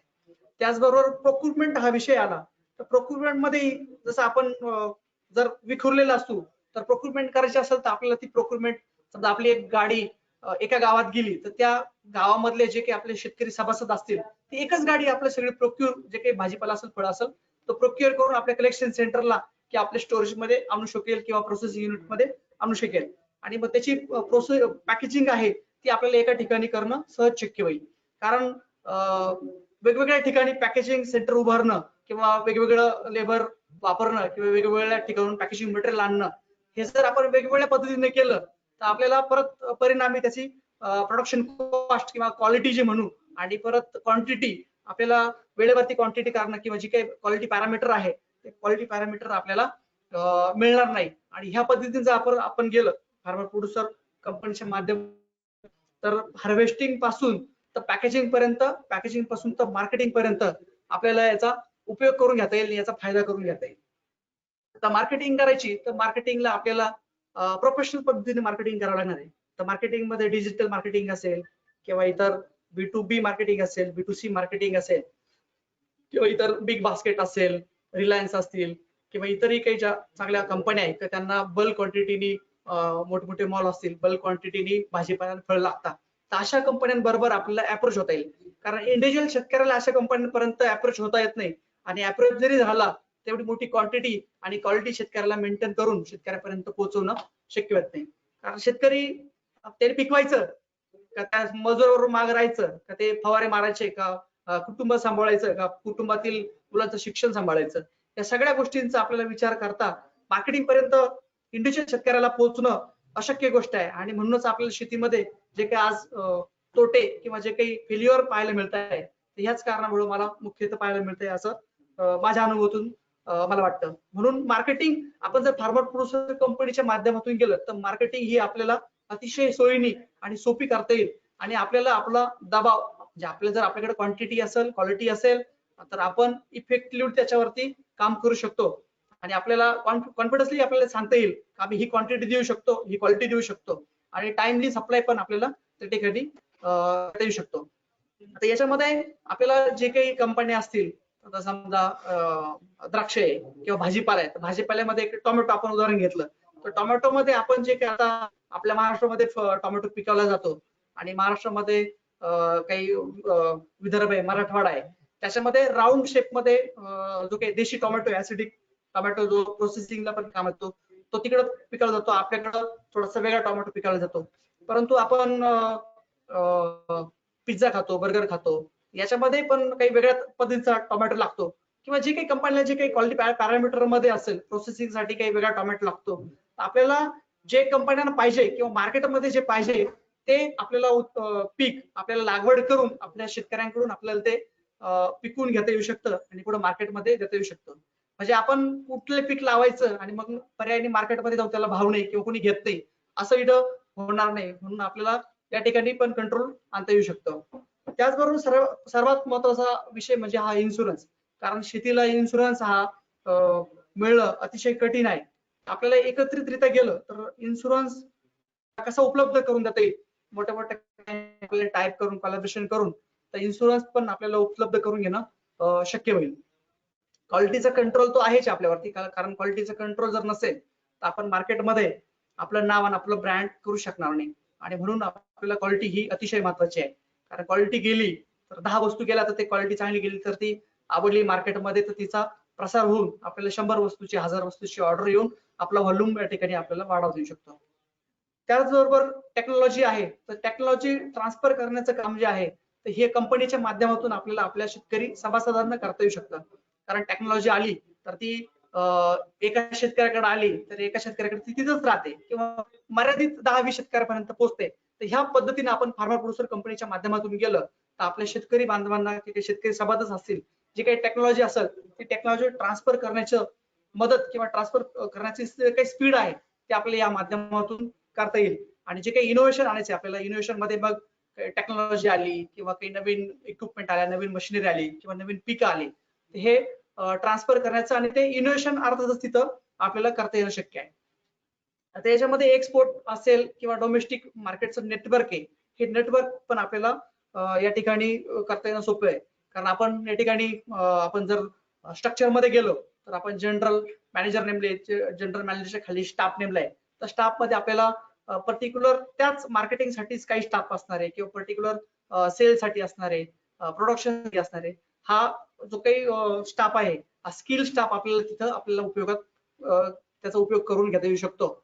आणि म्हणून आपल्याला फार्मर प्रोड्युसर कंपनीची आज काळाची गरज ठरणार आहे. आता फार्मर प्रोड्युसर कंपनी हा विषय आपल्याला समजलाच असेल. आता मी ओम गायत्री फार्मर प्रोड्युसर कंपनी स्थापना कधी झाली आणि ओम गायत्री आता फार्मर प्रोड्युसर कंपनी काय काय करते याच्याबद्दल मी आपल्याला थोडक्यात माहिती देईल. तर मी जो ऍक्ट सांगितला producer company under section 581 Indian companies act जो 1956 मध्ये आला, पण स्पेशली फार्मर प्रोड्युसर कंपनीची अमेंडमेंट त्याची 2013 मध्ये झाली. ह्या ऍक्टच्या अंडरच ओम गायत्री फार्मर प्रोड्युसर कंपनीची स्थापना मार्च 2016 मध्ये झाली. तर ह्या स्थापनेमध्ये स्थापना केल्यानंतर आपल्या ओम गायत्री फार्मर प्रोड्युसर कंपनीकडे जे काही सर्टिफिकेशन आहे तर त्यामध्ये RCMC असेल, अपेडा असेल, ग्लोबल गॅप असेल. कारण आपल्याला जर एक्सपोर्ट करायचं असेल तर आपल्याला ग्लोबल गॅप करणं हे अतिशय महत्वाचं आहे. आणि जरी एक्सपोर्ट करायचं जरी नसेल तर आपल्याला आता सगळ्यांनाच हेल्थ अवेअरनेस आलेला आहे आणि म्हणून आपण सेंद्रिय किंवा रेसिड्यू फ्री या सेंद्रिय किंवा रेसिड्यू फ्री याच्याकडं प्रामुख्याने कस्टमरचा किंवा आपला सर्वांचाच कल या ठिकाणी आहे. म्हणून आपल्याला ग्लोबल गॅप या ठिकाणी अतिशय महत्वाचा भाग ठरणार आहे. त्याचबरोबर फिओ असेल, ऍगमार्क असेल, स्पेटा आहे, ट्रेड फेअर आहे, जे काही आपल्याला गरजेचे सर्टिफिकेशन आहे ते आपल्याला या ठिकाणी सर्टिफिकेशन करून घेणं बंधनकारक ठरणार आहे. कारण आपल्याकडे जर सर्टिफिकेशन असेल तर आपल्याकडे जी काही खरीददार कंपनी असेल की आपला कस्टमर असेल, ग्राहक असेल, त्याला आपण छातीटोकपणे सांगू शकतो की आमच्याकडं हे सर्टिफिकेशन आहे, आम्ही ह्या नॉर्म्स मध्येच काम करतो आणि हे जर ह्या नॉर्म्स मध्ये जर आम्ही काम करतो आम्ही तितकंच आमचं प्रोडक्ट हे क्वालिटीचं देतो आणि त्याच्यामध्ये काही कुठली शंका घ्यायची गरज नाही. आणि मग आपलं आपोआपच मार्केट स्ट्रॉंग होईल आणि आपल्याला आपला फळ भाजीपाला मार्केटमध्ये स्प्रेड करणं सोपं जाईल. याच्यामध्ये ओम गायत्री फार्मर प्रोड्युसर कंपनी 2016 मध्ये स्थापन झाली, पण त्याच्या अगोदर नर्सरी होती. नर्सरी 2009-10 मध्ये सुरुवात झाली, अगदी 2 गुंठ्यामध्ये सुरुवात झाली आणि 2 गुंठ्याचा आज 17-18 एकरावरती नर्सरी आहे. परंतु नर्सरीचं काम हे फक्त रोप शेतकऱ्यांपर्यंत पोहोचवणं होतं आणि नर्सरीचं काम तिथं संपून जात होतं. परंतु पुढच्या जे काही अडचणी होता त्या अडचणी लक्षात घेता फार्मर प्रोड्युसर कंपनीची स्थापना करण्यात आली आणि ह्या फार्मर प्रोड्युसर कंपनीच्या अंडर किंवा त्याच्या माध्यमातून सोईंग पासून म्हणजे अगदी मातीपासून बी टाकण्यापासून तर मार्केटिंग पर्यंत अंडर रूप सोल्युशन, अंडर रूप वन सोल्युशन हे कसं आपल्याला देता येईल याचा विचार करता या ठिकाणी हा आपल्याला समोर जे काही दिसतंय प्रेझेंटेशन मध्ये तर हे त्याचं स्ट्रक्चर आहे. ह्या नर्सरीमध्ये आम्ही व्हेजिटेबल मध्ये काम करत होतो. व्हेजिटेबल मध्ये काम करत असताना नर्सरीमध्ये सर्व्हिस हा सर्वात महत्वाचा घटक आहे किंवा पार्ट आहे. सर्व्हिस बरोबर आपली क्वालिटी असणं खूप गरजेचं आहे. कारण क्वालिटीचे जर आपल्याला रोप जर शेतकऱ्यांपर्यंत पोहोचले तर ते त्या शेतकऱ्यांना त्या क्वालिटीचा रोपांपासून मिळणारं जे काही उत्पादन आहे ते उत्पादन चांगल्या प्रतीचं मिळू शकतं किंवा जे त्याच्यावरती जे काही लागणारा खर्च करावा लागतो मग खतांचा असेल, औषधांचा असेल, कारण शुद्ध बीजापोटी फळ रसाळ गोमुटी असं जे काही म्हण आहे ती याच याच्यावरती आहे असं म्हणता येईल. म्हणून रोप चांगली देणं या ठिकाणी खूप गरजेचं आहे. याच्याबरोबर आम्ही काही हॉर्टिकल्चर क्रॉप मध्ये पण रोप देतो. त्याच्यामध्ये पपई असेल, टरबूज असेल, खरबूज असेल, ऊसाची पण रोप आहे, झेंडूची पण रोप आहे, शेवग्याची रोप आहे. जे जे शेतकरी लार्ज स्केल मध्ये मोठ्या स्केल मध्ये लागवडी करतात ती रोप आम्ही देण्याचा प्रयत्न करतो आणि नुसतं रोप देऊन रोप विकून मोकळं व्हायचं नाही. तर त्या पुढे शेतकऱ्याला काय काय अडचणी येतात, त्याच्यामध्ये काय इनोव्हेशन असेल, आपण ट्रे कोणता वापरला पाहिजे, त्याचं फर्टिगेशन काय केलं पाहिजे, त्याचं शेड्यूल काय आपण केलं पाहिजे, त्याचा पेस्ट काय असेल, काय डिसीज असतील किंवा आपण आपल्याकडे काय काळजी घेतली पाहिजे. आपण जितकी चांगली नर्सरीमध्ये काळजी घेऊ तितका त्याचा उपयोग हा शेतकरी आपल्या बांधवांना किंवा त्याच्या उत्पादनावरती होईल ही आम्ही नर्सरीमध्ये काळजी घेत असतो. मागच्या वर्षी आपण ओम गायत्री नर्सरी ही फक्त भाजीपालन काही फळांमध्ये काम करत होती, पण जसं द्राक्षामध्ये पण 2 वर्षापासून द्राक्षाचं एक्सपोर्ट करते, पण द्राक्ष हा नाशिक जिल्हा किंवा आजूबाजूला आपल्याकडे मोठ्या प्रमाणामध्ये द्राक्ष आहे. तर ओम गायत्री ही भाजीपाला रोपांमध्ये चांगलं काम करते, क्वालिटीचं काम करते. पण द्राक्षामध्ये ओम गायत्रीने कुठल्याही प्रकारचं काम केलं नव्हतं. पण द्राक्षामध्ये जे काही आज काम चाललंय किंवा इथून मागे जे काम होतं ते थोडंसं ट्रॅडिशनल पद्धतीने होतं किंवा जुन्या टाईपचं होतं. तर याच्यामध्ये आपण काय इनोव्हेशन आणू शकतो, काय नवीन आणू शकतो, म्हणून जे काही अमेरिका असेल, साऊथ आफ्रिका असेल किंवा युरोप कंट्रीमध्ये असेल, बेंच ग्राफ्टिंग नावाची कन्सेप्ट जी आहे, जी आता वायनरीमध्ये पण मोठ्या प्रमाणामध्ये, टेबल ग्रेप्स मध्ये पण मोठ्या प्रमाणामध्ये ह्या बाहेरच्या देशांमध्ये गेल्या 20 वर्षापासून किंवा त्याच्या अगोदरपासून असेल मला माहित नाही, परंतु ती चालू आहे. आपण ही टेक्नॉलॉजी आपण जर आणली तर आपल्याला काय फायदा होऊ शकेल, आपल्या शेतकरी बांधवांना काय फायदा होऊ शकेल. तर ह्या बेंच ग्राफ्टिंग मध्ये आपल्याला फायदा होईल. तो काय होईल ते मी पुढे सांगतो, परंतु आपण आजची काही पद्धत आहे ती आपल्याला थोडीशी सांगतो. तर जे काही डॉगरीज आहे, कारण आपल्याला रुस्टॉक काढायला लागते, स्टिक लागते, तर ती स्टिक आपण वेगवेगळ्या शेतकऱ्यांकडून गोळा करतो आणि माझ्यासारखा एखादा नर्सरी धारक किंवा शेतकरी आपण ती मातीची पिशवी भरतो आणि मातीची पिशवी भरून ती रोपं तयार करतो. आणि रोपं तयार केल्याच्या नंतर आपण त्याच्या नर्सरी मधून आपल्या शेतापर्यंत आणण्यासाठी आपल्याला मोठं व्हेकल लागतं, कारण ती माती आहे आणि म्हणून ट्रान्सपोर्टेशनचा तिथे खर्च वाढतो आणि पर्यायी मजुरी पण लागते. आणि वेगवेगळ्या शेतकऱ्यांकडून आपण जेव्हा ते स्टिक बाय करतो किंवा रुस्टॉक बाय करतो तेव्हा वेगवेगळ्या शेतकऱ्यांनी त्याच्यावरती काय मारलंय, ग्लायशेल मारलंय का किंवा त्याला डाउनी का अजून काही वेगवेगळे रोग असतील हे आपल्याला आयडेंटिफाय करता येत नाही. आणि म्हणून आपल्याला तिथं तो आपल्याला चुकीचा फीडबॅक तिथं त्या ठिकाणी मिळू शकतो किंवा त्याचा आपल्याला आपल्या पुढच्या येणाऱ्या द्राक्षावर त्याचा परिणाम होऊ शकतो. त्याचबरोबर आपण जे काही पिशवी आणतो ती आपण पिशवी आणल्यानंतर आपल्या शेतामध्ये लागवड करतो, तर लागवडीचा खर्च वाढतो. परंतु आपल्या शेतामध्ये आपण जे काही प्लास्टिक फाडतो आणि प्लास्टिक फाडल्यानंतर ते प्लास्टिक कुठेतरी उडून जातं. आपण गोळा करतो, परंतु किती गोळा करणार, ते उडून जातं, मग कुठेतरी आपल्या जमिनीमध्ये ते जातं आणि मी आपल्या जमिनीवरती पण त्याचा परिणाम होतो. आणि प्लास्टिक मध्ये जमिनीमध्ये आपलं प्लास्टिक गेलं तर मग पर्यायी पिकावरती नुकसान आपल्याला त्या ठिकाणी ते भोगावं लागतं. त्याचा दुष्परिणाम आपल्याला पाहायला मिळतो.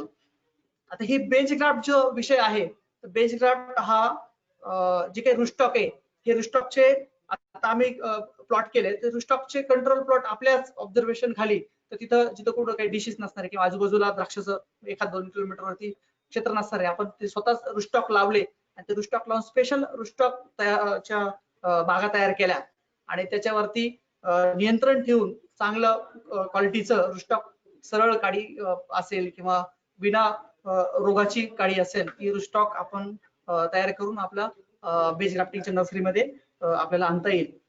आणि आपण जे काही रुस्टॉक असेल तर ते रुस्टॉक आणि सायन, रुस्टॉक आल्यानंतर त्याचं सायन असेल एक कंट्रोल क्लायमेट मध्ये त्याचं कॅलसिंग केलं जातं. कॅलसिंग केल्यानंतर त्याला रुटिंग केलं जातं आणि मग पुढं परत मीडिया जो असेल, कोकोपीट असेल आणि कोकोपीट मध्ये काही पॉट असतील, त्या पॉट मध्ये त्याचं प्रोपोगेशन करून त्या शेतकरी बांधवांना त्याचा सप्लाय करता येईल किंवा ते करून आपल्याला त्याचा पुढं त्या पिकावरती त्याचा फायदा होऊ शकेल किंवा त्या द्राक्षाचं उत्पादन खर्च कमी होऊ शकेल आणि शेतकऱ्याला जे काही याचा खर्च आहे, वाहतुकीचा खर्च आहे किंवा लागवडीचा खर्च आहे, ह्या लागवडीच्या खर्चावरती आपल्याला आणि वाहतुकीच्या खर्चावरती त्या ठिकाणी ब्रेक लागू शकेल. आता ह्या बेंच ग्राफ्टिंग मध्ये काय होऊ शकेल, तर आपल्याला आपण डॉगरीची रोपं शेतामध्ये लावली तर आपण साधारणतः डिसेंबर, जानेवारी, फेब्रुवारी या 2-3 महिन्यामध्ये डॉगरीचं प्लांटेशन करतो आणि प्लांटेशन केल्यानंतर परत सप्टेंबर, ऑगस्ट आणि सप्टेंबर या 2 महिन्यामध्ये ग्राफ्टिंग करतो.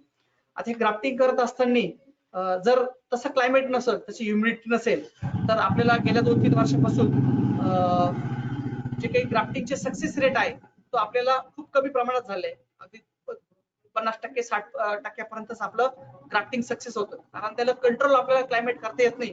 ओपन कल्टिवेशन मध्ये आपल्याला जेव्हा ग्राफ्टिंग करतो, जसं क्लायमेट असेल त्या क्लायमेट कंडिशन मध्ये आपल्याला काम करावं लागतं आणि पर्यायाने जे काही 25%, 30% झाडं खाली राहतात आणि त्याला परत पुढच्या वर्षी आपल्याला त्याचं ग्राफ्टिंग करावं लागतं. म्हणजे जे काही 25% झाडं खाली राहिले तर त्या झाडांचं येणारं उत्पादन कमी होतं, म्हणून आपल्या उत्पादनावरती परिणाम होतो.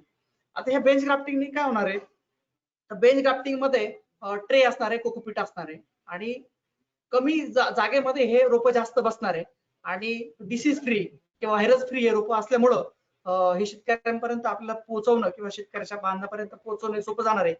आणि या ठिकाणी आपल्याला मजुरी पण कमी लागणार आहे, कारण माती व्हायची नाही आपल्याला, तर कोकोपीट व्हायचे म्हणून मजुरी पण कमी लागणार आहे. आणि आपण हे ग्राफ्टेड रोप डायरेक्ट लावणार आहे. हे ग्राफ्टेड रोप साधारणतः आपण नोव्हेंबर डिसेंबरच्या किंवा जानेवारीच्या महिन्यांमध्ये आपण जर लागवड केली तर हे अगोदरचे 6-7 महिने हे 6-7 महिने शेतकऱ्यांचे इथं वाचू शकतात. आता या 6-7 महिन्यामध्ये आपल्याला त्या डॉगरीजला पाणी द्यावं लागतं, खतं द्यावं लागतं, त्याच्यावरती मजुरीचा खर्च करावा लागतो. तो मजुरीचा खर्च आपल्याला इथं कमी करता येणं सहज शक्य आहे.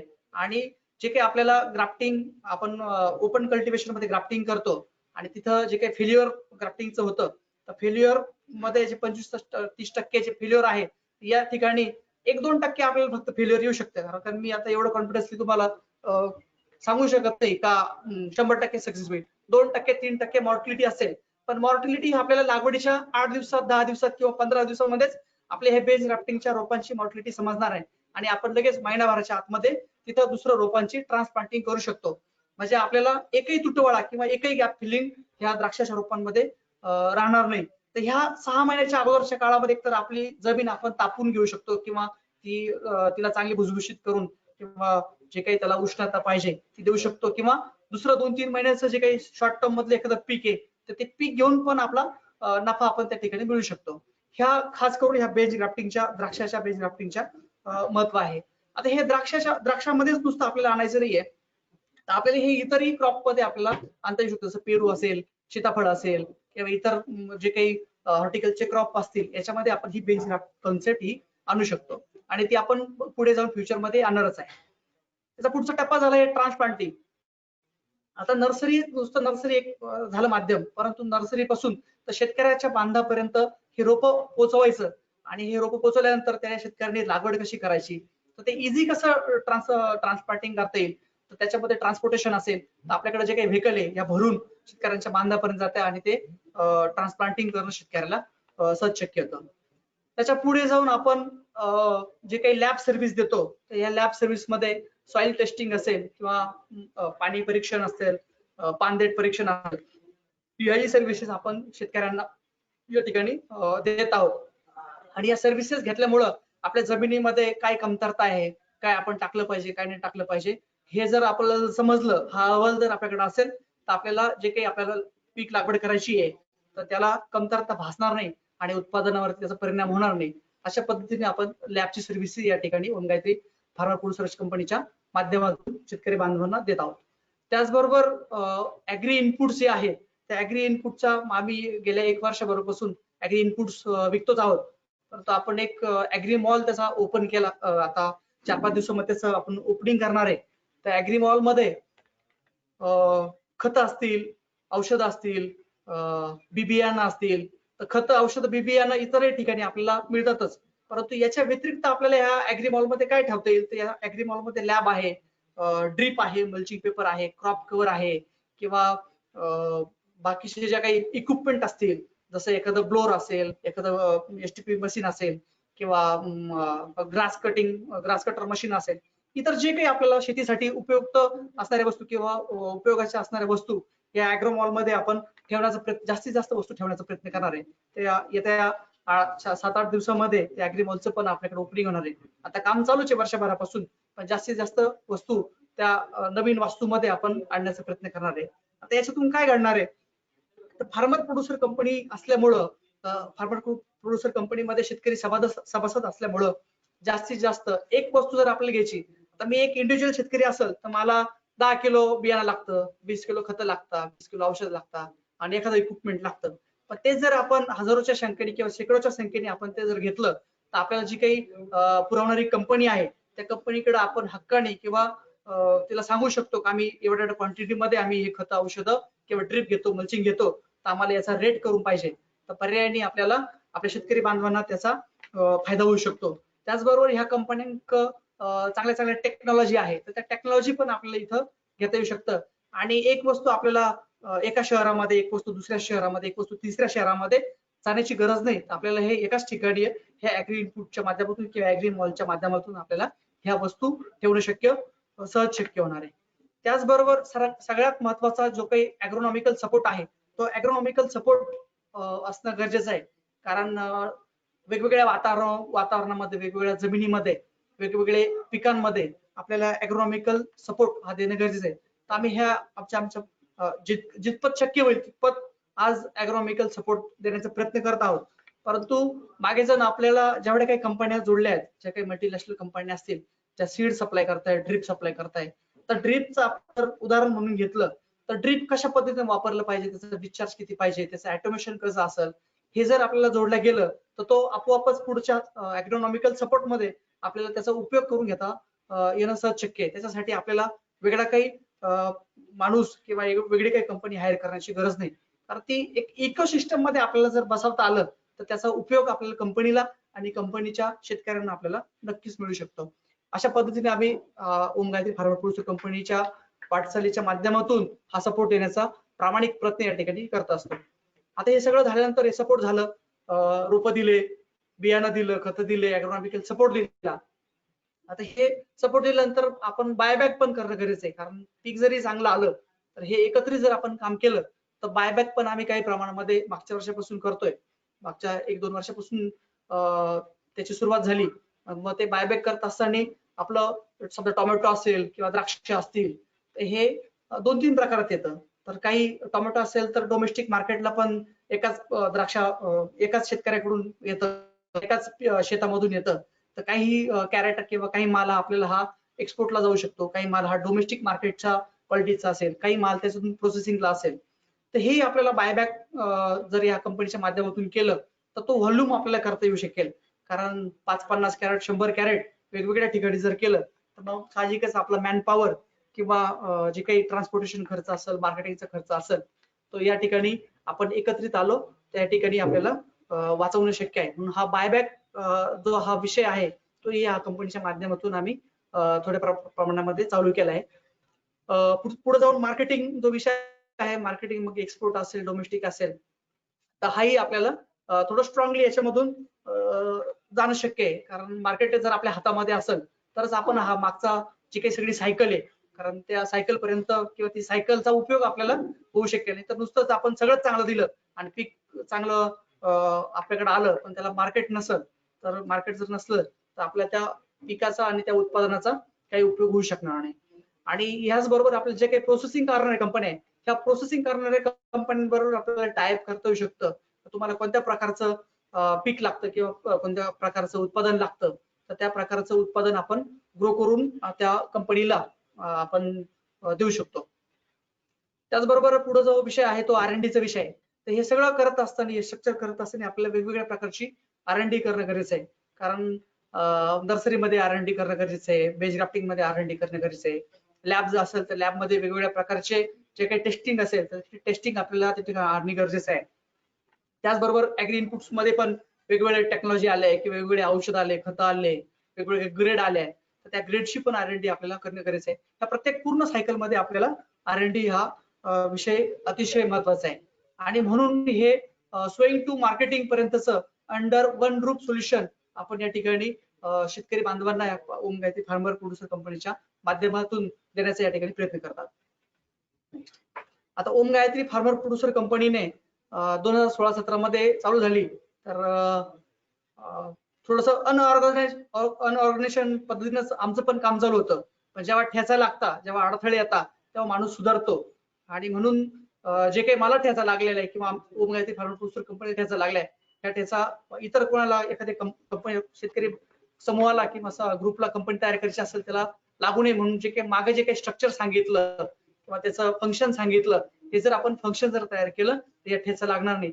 2016-17 मध्ये जेव्हा कंपनी स्थापन झाली, आम्ही कंपनीच्या माध्यमातून कांद्याचा एक्सपोर्ट आणि डोमेस्टिक मार्केटमध्ये कांदा विकला. आम्हाला मार्केटिंग मध्ये खूप मोठ्या प्रमाणात त्याच्यात अडचणी तयार झाल्या, अडचणी आल्या. तर मग व्यापारी चांगले सापडले, काही पैसे बुडाले, किंवा क्वालिटी कशी पाहिजे, क्वालिटी पॅरामीटर काय पाहिजे, किंवा व्हॉल्यूम कसा पाहिजे, पॅकेजिंग कशी करायची, अशा पद्धतीने या ठिकाणी अडचणींना सामोरं जावं लागलं. तर हे या सगळ्या गोष्टींना जेव्हा जसे अनुभव आले किंवा जसे रिसोर्स पर्सन मध्ये जे काही तज्ञ भेटले, त्या तज्ञांनी मार्गदर्शन केलं आणि त्या मार्गदर्शनाच्या अनुभवावरती त्याच्या आधारावर आम्ही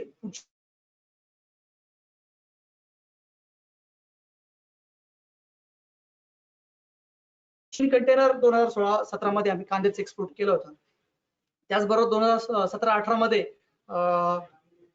टरबूज आणि खरबूज आणि काही आंबा हाही एक्सपोर्ट केला होता.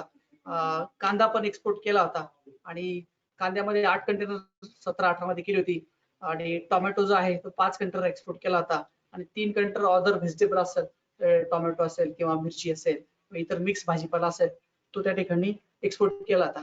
2018-19 मध्ये 7 कंटेनर हे द्राक्षाची मिडल ईस्टला आम्ही एक्सपोर्ट केली होती आणि 5 कंटेनर हे टरबूज, खरबूज आणि आंब्याची एक्सपोर्ट केली होती. पण हे नुसतं 2 आणि 3 व्यापारी किंवा 2 आणि 3 बायरवरती थांबून चालणार नव्हतं. तर जे काही एक्झिबिशन असतील, त्या रिलेटेड जे काही एक्झिबिशन असतील, जे काही प्रदर्शन असतील, त्या प्रदर्शनामध्ये आम्ही सहभाग घेतला आणि त्या सहभाग घेऊन त्याच्यामध्ये आपला स्टॉल लावला. तर ते स्टॉल लावण्यामध्ये मुंबई असेल, पुणे असेल किंवा दिल्ली असेल, जे काही मेट्रो सिटी आहे, या मेट्रो सिटीमध्ये जाऊन त्याचं मार्केटिंग केलं, त्या प्रदर्शनामध्ये स्टॉल लावले आणि कसं आपलं मार्केटिंग कसं जास्तीत जास्त आपलं प्रोडक्ट किंवा आपलं भाजीपाला फळं कसं विकता येईल याच्यावरती भर दिला. मागच्या वर्षी 19 मध्ये जे जगभरामध्ये फळांचं आणि भाजीपाल्यांचं जगभरातलं सर्वात मोठं प्रदर्शन असतं ते म्हणजे जर्मनीमध्ये बर्लिन शहरामध्ये फ्रूट लॉजिस्टिका नावाचं एक्झिबिशन. त्याच्यामध्ये आपण आपल्या फार्मर प्रोड्युसर कंपनीचा स्टॉल लावला होता जर्मनीमध्ये आणि त्याच्यामध्ये आपण द्राक्ष असतील, डाळिंब असेल, मिरची असेल, कांदा असेल, तर हे आपले प्रोडक्ट त्या ठिकाणी डिस्प्ले केले आणि आपण त्या प्रदर्शनाच्या किंवा त्या स्टॉलच्या माध्यमातूनही आपल्याला त्या ठिकाणी आपल्याला बाहेर मिळाले किंवा कंपन्यांबरोबर आपलं कोलॅबोरेशन करून आपल्या कंपनीच्या सभासदांचा किंवा इतर शेतकरी बांधवांचा द्राक्ष मागच्या वर्षी आपण 50 कंटेनर ठिकाणी युरोप, एशियन कंट्री आणि मिडल ईस्ट मध्ये करण्यामध्ये यशस्वी झालो. आता अडचणी एवढ्याच आल्या, कोविडमुळे काही लॉसेसला सामोरं जावं लागलं. तर कोविड हा काही आपला कायमचा नाहीच आहे, म्हणजे याच्यामध्ये शिकायला मिळतं. परंतु या सर्व गोष्टी करत असताना शेवटी हा व्यवसाय आहे. हा व्यवसाय करत असताना आपल्याला सातत्य ठेवणं गरजेचं आहे, कारण रोजच नफा होईल आपल्याला हे काही शक्य नाही. तर ह्या सर्व गोष्टी करत असताना आपण जर सातत्य ठेवलं तर आपल्याला नफा मिळवणं किंवा आपली कंपनी जी काही कंपनी तिला ताकदीने पुढे नेणं शक्य होईल. म्हणून आपल्याला सातत्य या ठिकाणी ठेवणं गरजेचं आहे आणि या गोष्टी करत असताना सातत्य तर आहेच, परंतु वेगवेगळे पीक पद्धती असेल किंवा वेगवेगळे प्रयोग असतील त्या ठिकाणी आपल्याला करणं सहज शक्य आहे. काही डोमेस्टिक मार्केटमध्ये आम्ही इथं आजूबाजूला काही कलेक्शन सेंटर ओपन केले होते. त्याच्यामध्ये टोमॅटो, मिरची आणि ओनियन याचे आपण या ठिकाणी डोमेस्टिक मार्केटमध्ये पण नेण्याचा प्रयत्न केला. काही बास्केट पण आम्ही या ठिकाणी यावर्षी लॉकडाऊनच्या पिरियड मध्ये घेऊन गेलो होतो, पण बास्केट घेऊन जाताना थोडंसं ऑर्गनाइज नव्हतं आमच्याकडे सगळं. थोडंसं प्रोफेशनल पद्धतीने जर आपण केलं तर आपल्याला ते पण B2C मध्ये चांगलं काम करता येणं सहज शक्य आहे.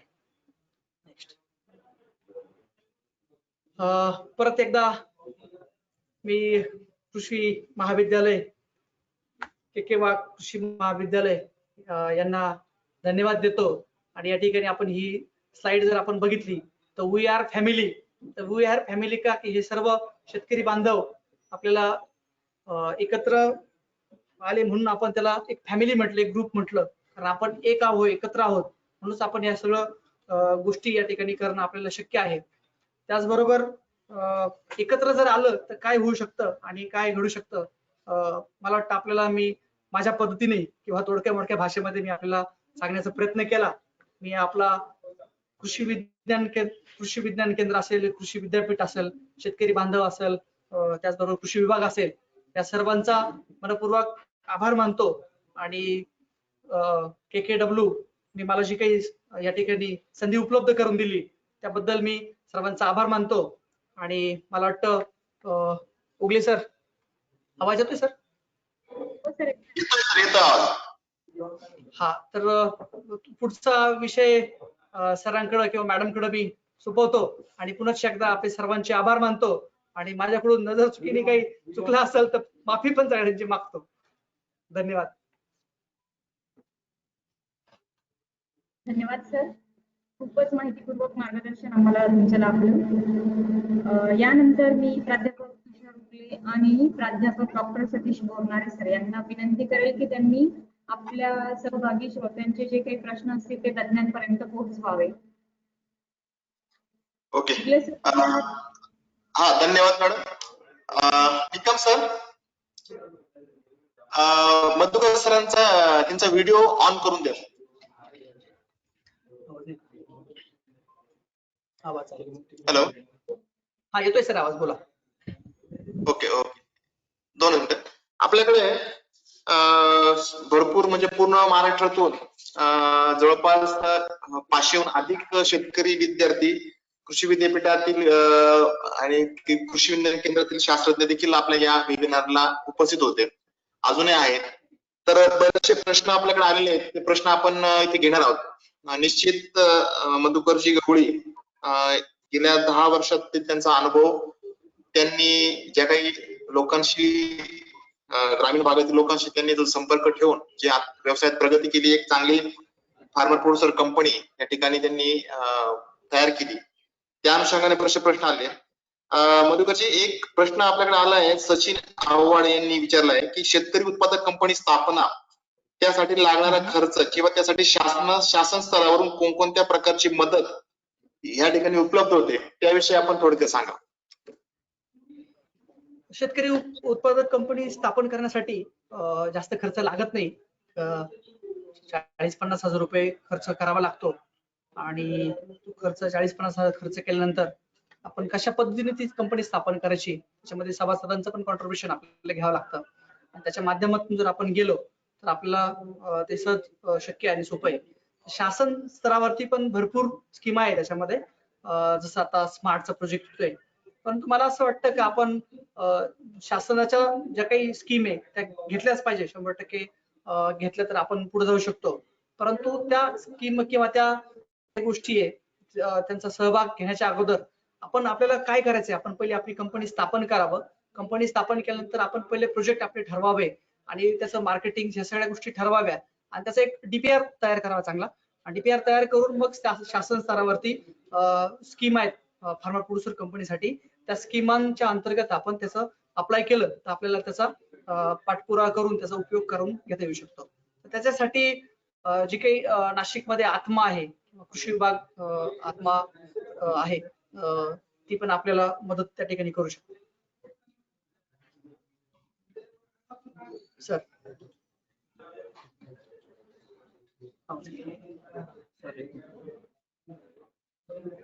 तिचा प्रश्न घ्या प्लीज.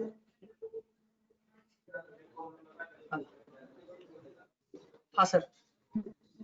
हा, तर आपण चांगली माहिती दिली. आणखीन आपण एक प्रश्न आलेला आहे की जर एखाद्या शेतकऱ्याला कोणत्याही फार्मर प्रोड्युसर कंपनीत सहभागी व्हायचं असेल, किंवा उदाहरण दाखल जर ओम गायत्री फार्मर प्रोड्युसर कंपनीमध्ये त्याला जर सभासद व्हायचं, त्यासाठी आपला काही क्रायटेरिया किंवा आपले काही निकष त्यासाठी आहेत? क्रायटेरिया अजून एक्झाम्पल तुम्ही ओम गायत्रीच घेतलं तर तसं काही क्रायटेरिया नाहीये, पण त्याचं एक ऍक्च्युली फक्त 1000 रुपये आपण सभासद फी फक्त घेतो आणि त्यांची काही सातबार असेल, खाते उतारा असेल किंवा त्याची इतर काही डॉक्युमेंट असतील तर ती डॉक्युमेंट फक्त आपण घेतो. कारण ती पण डॉक्युमेंट का पाहिजे आपल्याला, की त्या सभासदाची सर्व माहिती आणि त्याचा उतारा. कारण उद्या जाऊन ज्या काही फार्मर प्रोड्युसर कंपनीला त्या शेतकऱ्याला सभासदाला जे काही आपल्याला फॅसिलिटी द्यायची आहे किंवा त्या सर्व्हिसेस द्यायच्या आहे, गुगल मॅपिंग असेल किंवा त्याचा क्रॉप पॅटर्न असेल, त्याच्यासाठी आपल्याला ते गरजेचं आहे. पण असं काही वेगळा काही क्रायटेरिया नाही त्याच्यामध्ये. धन्यवाद सर. अजून एक प्रश्न शुभम यांचा की द्राक्षामध्ये निर्यात करताना ज्या काही फॅसिलिटीज आहेत, ग्लोबल गॅप रजिस्ट्रेशन असेल किंवा त्याचं गॅप प्रॅक्टिसेस, यासाठी कंपनी काय काय मदत करते? फार्मर प्रोड्युसर कंपनी हा, किंवा ओम गायत्री द्राक्ष निर्यातीमध्ये शेतकऱ्यांना कोणकोणत्या प्रकारची सुविधा पुरवते? ओम गायत्री फार्मर प्रोड्युसर कंपनी द्राक्षामध्ये म्हणजे अगदी खरड छाटणीपासून तर त्याचं सगळं हार्वेस्टिंग पर्यंतचं व्यवस्थापनामध्ये पण मदत करते आणि त्याचं ग्लोबल गॅप आणि त्याच्या काही प्रॅक्टिसेस आहे त्या संपूर्ण प्रॅक्टिसेस मध्ये ओम गायत्रीचे जी काही टीम आहे, एक्सपर्ट टीम आहे, ती त्या मदत करते. अजून एक पुढचा प्रश्न आहे मदन जेटीएम यांचा आहे प्रश्न की नवीन क्रॉप जे असतं त्या क्रॉप कडे शेतकऱ्यांचा अप्रोच कसा असतो? सॉरी, एखादा नवीन क्रॉप जर त्या भागामध्ये जर एखादा नवीन क्रॉप जर लागवड करायची असेल तर त्याला फार्मर प्रोड्युसर कंपनी मार्फत कसा सपोर्ट करता येईल असा प्रश्न विचारलाय मदन जेटिया. जसं आपण मला वाटतं आपण देखील निफाड भागामध्ये केळी लागवडीचा प्रयोग यशस्वी केला, त्या प्रयोगाच्या वेळेस आपल्याला काय काय अडचणी आल्या त्याचा नाही आता आता आता परत तोच प्रश्न आपला महत्वाचा प्रश्न आहे हा. आपण मागच्या 2 वर्षापूर्वी केळीची लागवड केली होती. तर केळीची लागवड हा नवीन प्रयोग तसा आपल्या भागामध्ये तर सह्याद्री फार्मर प्रोड्युसर कंपनीचे आदरणीय विलास शिंदे सरांना त्या केळीचं पीक इथं आणायचं होतं आणि त्यांना ते सोपं करायचं होतं म्हणून ओम गायत्री आणि सह्याद्री मिळून एकत्र केळीचा जो काही पिकाचा प्रयोग केला होता तर अतिशय यशस्वी पद्धतीने आपल्याला ते केळीचं उत्पादन घेता आलं. त्याचबरोबर मागच्या वर्षी ओम गायत्री फार्मर प्रोड्युसर कंपनीच्या माध्यमातून निफाड आणि निफाडच्या आजूबाजूचा भाग आहे तर इथं टेम्परेचर अतिशय डाऊन जातं. टेम्परेचर जेव्हा डाऊन जातं तर इथं स्ट्रॉबेरी सारखं पीक होऊ शकतं का तर आपण ते तसे पिकाचा पण प्रयोग या ठिकाणी केला होता. परंतु इतर काही भागामध्ये जर असे काही नवीन करायचे असेल तर आपण त्या पिकासाठी लागणारं जे काही टेक्नॉलॉजी असेल किंवा जे काही नॉलेज असेल ते आपण नक्कीच देण्याचा सपोर्ट त्या ठिकाणी आणि प्रयत्न करू. धनंजय जावळीकर यांचा एक प्रश्न आहे की सीताफळामध्ये रोप जे आहेत बेंच ग्राफ्टिंग या तंत्रज्ञानाने करता येऊ शकता का? नक्कीच सर. आता आपले पहिला जो स्टेप आहे किंवा पहिला जो टप्पा आहे कारण बेंच ग्राफ्टिंग हा कन्सेप्टच नवीन आहे. आपण ती घेऊन येतोय तर ते पहिला जो विषय आहे तो आपण द्राक्षामध्ये सक्सेस करणं आणि द्राक्षाबरोबरच इतर सीताफळ असेल, पेरू असेल, आंबा असेल या सगळ्या हॉर्टिकल्चर क्रॉप मध्ये आपल्याला ते कन्सेप्ट रुजवणं आणि ते घेऊन आल्यानंतर आपल्याला त्याच्या साहजिकच आपल्याला फायदा होणार आहे. आणि नक्कीच सर हा आपण सीताफळामध्येच नाही तर इतर जे काही हॉर्टिकल्चर क्रॉप आहे त्या क्रॉप मध्ये आपण बेंच ग्राफ्टिंग कन्सेप्ट आपण राबवणार आहे.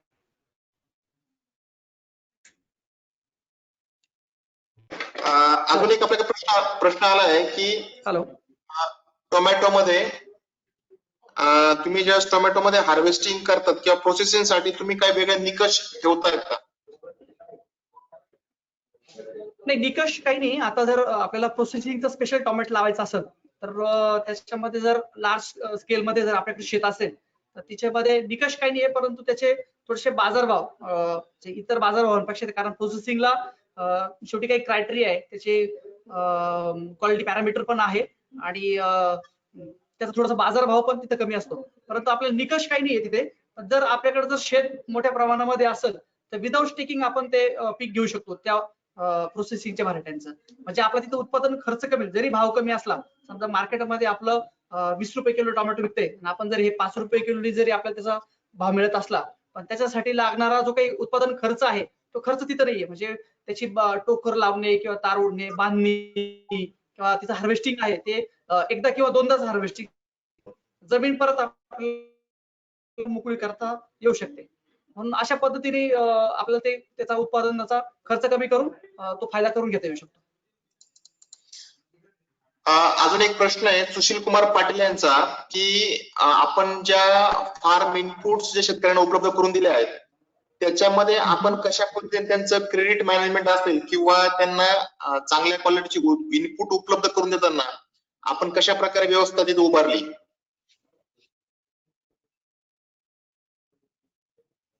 आता चांगल्या पद्धतीचे इनपुट्स म्हटलं तर समजा आपण एक्झाम्पल खत औषध घेतले तर औषधांमध्ये एक्झाम्पल एक रिडोमिल आहे तर रिडोमिल जर असेल तर हे मी जर दुकानदार असेल किंवा अदर मला माहिती आहे मी आता मी म्हणणं योग्य नाही हे तर इथं आपण 4 पर्याय उपलब्ध करून दिले. रिडोमिल असेल तर रिडोमिल सारखेच त्या रिडोमिल जे काही घटक आहे तसे 4 पर्याय आपण उपलब्ध करून दिले. तर एक्स कंपनीचा रिडोमिल 1 किलोचा भाव जर 1000 रुपये असेल तर दुसऱ्या ए कंपनीचा रिडोमिलचा भाव 800 रुपये, तिसऱ्याचा 850, चौथ्याचा 900 असे ऑप्शन आपण फार्मरला उपलब्ध करून दिले.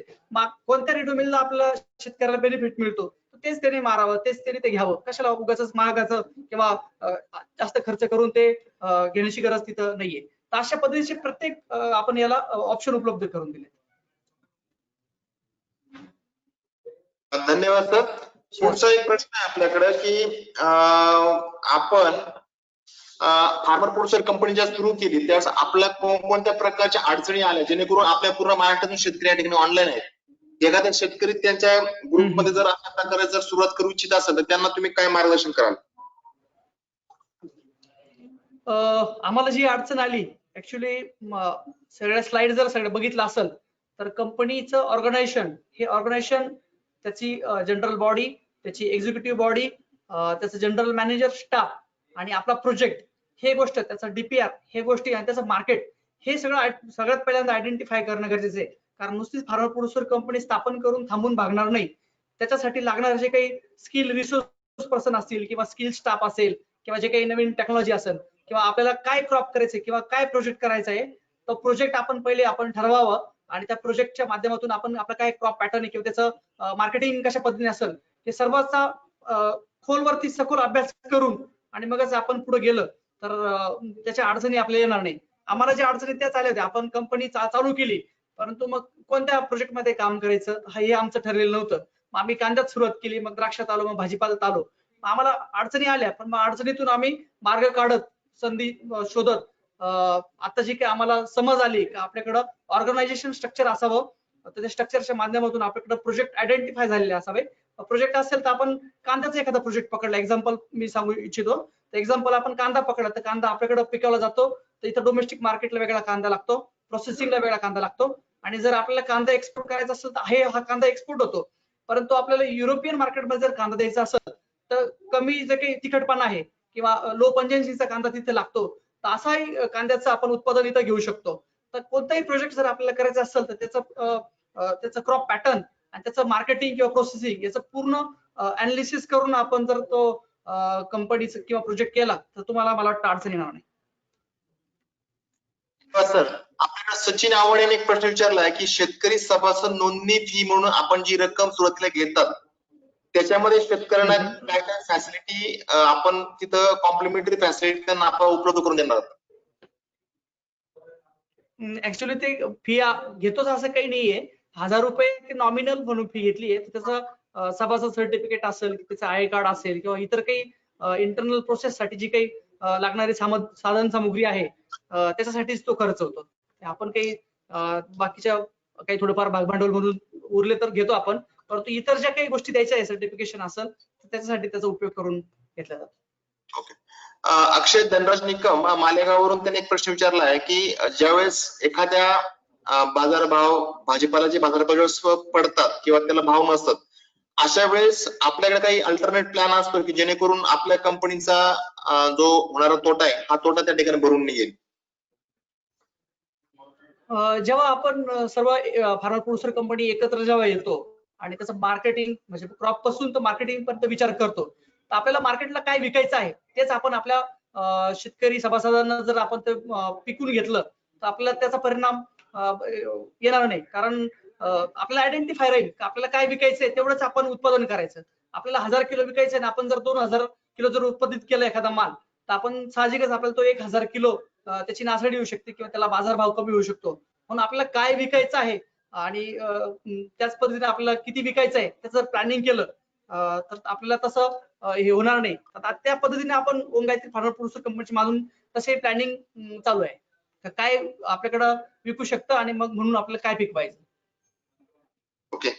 आपल्याकडे एक अथर्व गांगुर्डे म्हणून एक शेतकरी आहेत, त्यांनी एक प्रश्न विचारला आहे की ज्याप्रमाणे अमेझॉन, फ्लिपकार्ट असे जे ऑनलाईन पोर्टल जे आहेत ज्या ठिकाणी बाकीच्या ग्राहकांना त्यांचा इनपुट त्यांना किंवा त्यांना लागणाऱ्या गोष्टी ते मिळतात, तर भविष्यात असा काही आपला ओमगायत्रीचा विचार आहे की जेणेकरून शेतकऱ्यांना इनपुट जे आहेत ऑनलाईन प्लॅटफॉर्म वरती अवेलेबल करून देता येईल? बरोबर. खूप चांगला प्रश्न आहे हा. सर, आपण ओमगायत्री फार्मर प्रोड्युसर कंपनीच्या माध्यमातून गेल्या 4-5 महिन्यापूर्वीच फार्म फिट नावाचा एक कन्सेप्ट आणला आहे. पण तो ह्या लॉकडाऊनच्या पिरियड मध्ये त्याचं काम मागं राहिलं. तर फार्म फिटच्या माध्यमातून आपल्याला अमेझॉन आणि फ्लिपकार्ट ज्या पद्धतीने काम करतं तर त्याची जी काही चेन आहे, जी काही डिस्ट्रीब्युशन चेन आहे, त्यात आपल्याला डिस्ट्रीब्युशन चेन कशी त्याच्यामध्ये त्याचं इम्प्लिमेंट करता येईल आणि ते प्रोडक्ट असेल किंवा जी काही वस्तू असेल ती शेतकऱ्यापर्यंत कशी पोहोचेल, त्या फार्म फिटच्या माध्यमातून अगदी त्यांनी ते ऍप डाउनलोड केलं तर आपल्याला त्या पिकाला पीक काय लावायचं आहे, पीक पद्धत, त्याच्यानंतर पिकाला काय रोग आहे, त्याच्यासाठी काय अॅग्रोनॉमी आहे, तर ती सुद्धा आपल्याला त्या ऍपच्या माध्यमातून देता येणार आहे. असा फार्म फिट नावाचा कन्सेप्ट आपण पुढच्या टप्प्यामध्ये शेतकरी बांधवांसाठी ती घेऊन येणार आहे. नक्कीच आपल्या या प्रयोगाचा पूर्ण राज्यभरात सर्व शेतकरी बांधवांना फायदा होईल. आपल्याकडे श्रीकांत राजपूत चाळीसगावहून आपल्या सोबत ऑनलाईन आहेत. त्यांचा एक प्रश्न आहे की आपण जे स्ट्रक्चर मागाशी दाखवलं फार्मर प्रोड्युसर कंपनीचं ऑर्गनायझेशन स्ट्रक्चर, त्या स्ट्रक्चर मध्ये जनरल मॅनेजर ही पोस्ट दिलेली होती, परंतु काही कंपनीमध्ये सीईओ ही पोस्ट असते. तर हा असते ना आता. सॉरी, हा काही बदल आहे का काही दोन्ही सेम आहे? तसं सीईओ आणि जनरल मॅनेजर ह्या वेगवेगळ्याच पोस्ट आहे. तर तुमचं कंपनी स्ट्रक्चर किती मोठं आहे किंवा त्याच्यात काय काय प्रोजेक्ट आहे, तर त्या पद्धतीत तुम्ही ती पोझिशन क्रिएट करू शकता. आपल्याकडे एक रुपेश सोनवणे यांचा प्रश्न आलेला आहे की ते बागलाण तालुक्यातून आपल्याला करतायत, त्या काही कॉन्ट्रॅक्ट फार्मिंग मध्ये आपल्याकडे काही अपॉर्च्युनिटीज आहेत का? बागलाण मधून बोलतायत शेतकरी रुपेश सोनवणे. कॉन्ट्रॅक्ट फार्मिंग मध्ये सध्या तर काही ऑपॉर्च्युनिटी नाहीये, कारण कॉन्ट्रॅक्ट फार्मिंग करत असताना मार्केटमध्ये खूप फ्लक्च्युएशन येतं आणि हे फ्लक्च्युएशन जेव्हा येतं तर तेव्हा एकतर शेतकऱ्याचा तोटा होतो किंवा कंपनीचा तोटा होतो. आणि कंपनीचा तोटा झाला तर साहजिकच शेतकऱ्याचा तोटा होतो. किंवा मग जे काही आपल्याला पुढे समोरच्या मार्केटमध्ये द्यायचंय त्याच्याबरोबर आपलं अग्रीमेंट असतं, तर ती कंपनी आपल्याकडून ते माल घेत नाही. म्हणून असं कॉन्ट्रॅक्ट फार्मिंग तर अजून ओम गायत्री तरी काही करत नाही. परंतु मला वाटतं ते आपण ओपन मार्केटला जर राहिलं त्याचं बेनिफिट पण आपल्याला घेता येऊ शकतं आणि तो माल त्या पद्धतीने आपल्याला विकता पण येऊ शकतो. आपल्याकडे मालेगाव वरून ऋषिकेश पवार यांचा प्रश्न आहे की शेवगा पिकातील जे काही पुढील सप्लाय चेनच्या गोष्टी ज्या असतील, सप्लाय चेन मध्ये फार्मर प्रोड्युसर कंपनीला किती फायदा आहे? त्यासाठी अपॉर्च्युनिटीज किंवा काही भविष्यात काही संधी आहेत का? शेवगा पीक म्हणजे अगदी आपण त्याला प्रोजेक्ट म्हणूनच बघू शकतो. सॉरी, शेवगा फार्मर प्रोड्युसर कंपनी जरी स्थापन केली तर शेवग्यामध्ये त्याचं प्रोसेसिंग होऊ शकतं, त्याची पावडर तयार करता येऊ शकते, त्याचं एक्सपोर्ट होऊ शकतं, त्याचं डोमेस्टिक मार्केट त्याचं त्या आपण ब्रँडिंग करू शकतो. आणि त्याचे त्या फार्मर प्रोड्युसर कंपनीच्या माध्यमातून जे काही शेवगा उत्पादक सभासद असतील किंवा शेतकरी असतील त्यांना त्याचा फायदा करून घेता येऊ शकतो. याच्यामध्ये शासनाने फार्मर प्रोड्युसर सॉरी हा सर बोला बोला बोला. आता याच्यामध्ये शासनाने फार्मर प्रोड्युसर कंपन्यांसाठी जे काही ट्रान्सपोर्टेशन आहे, डोमेस्टिक ट्रान्सपोर्टेशन आहे, त्याच्यासाठी पण शासनाने सवलती दिल्या आहे, त्याला सबसिडी दिली आहे. तर त्याचा अशा वेगवेगळ्या गोष्टींचा आपल्याला बेनिफिट फार्मर प्रोड्युसर कंपनीमध्ये करून घेता येऊ शकतो. प्रशांत बेडसे साखरेवर त्यांनी एक प्रश्न विचारलाय की जसा नाशिक जिल्ह्यामध्ये शेळी उत्पादक फार्मर प्रोड्युसर शेळी जनावरांच्या सुद्धा फार्मर प्रोड्युसर कंपनी तयार झाली, तशी काही फार्मर प्रोड्युसर कंपन्यांसाठी काही वेगळ्या गव्हर्नमेंटच्या स्कीम्स आहेत ज्याच्यामध्ये पाळीव प्राणी जे आहेत, म्हणजे पोल्ट्री असतील किंवा शेळ्या असतील किंवा गोट फार्म असेल, अशांचं ऍग्रिगेशन करून काही फार्मर प्रोड्युसर कंपनीमध्ये काही संधी आहेत का? नक्कीच करू शकतो आपण, कारण शेवटी ते ऍग्रिकल्चरच ऍक्टिव्हिटी आहे, ती काही वेगळी ऍक्टिव्हिटी नाहीये, कारण आपण ते शेतीला जोडधंदाच म्हणतो त्याला. परंतु जरी हे सगळ्या गोष्टीला आपल्याला इकोसिस्टम मध्ये बसवायचं असेल तर ते हे आपल्याला इकोसिस्टम मध्ये पण बसवता येईल. आणि त्याची डीप माहिती जर आपल्याला जर घ्यायची असेल तर मला वाटतं कृषी विभागाकडे किंवा जे काही एजन्सी आहे त्याच्याकडे जर आपण जर केली तर आपल्याला त्याची डीप माहिती या ठिकाणी मिळू शकेल. धन्यवाद सर. आपण लासलगाव आशिया खंडातील सगळ्यात मोठी बाजारपेठ या परिसरातून आहात. दौलत बोरनारे यांचा प्रश्न आहे पाटोद्याहून.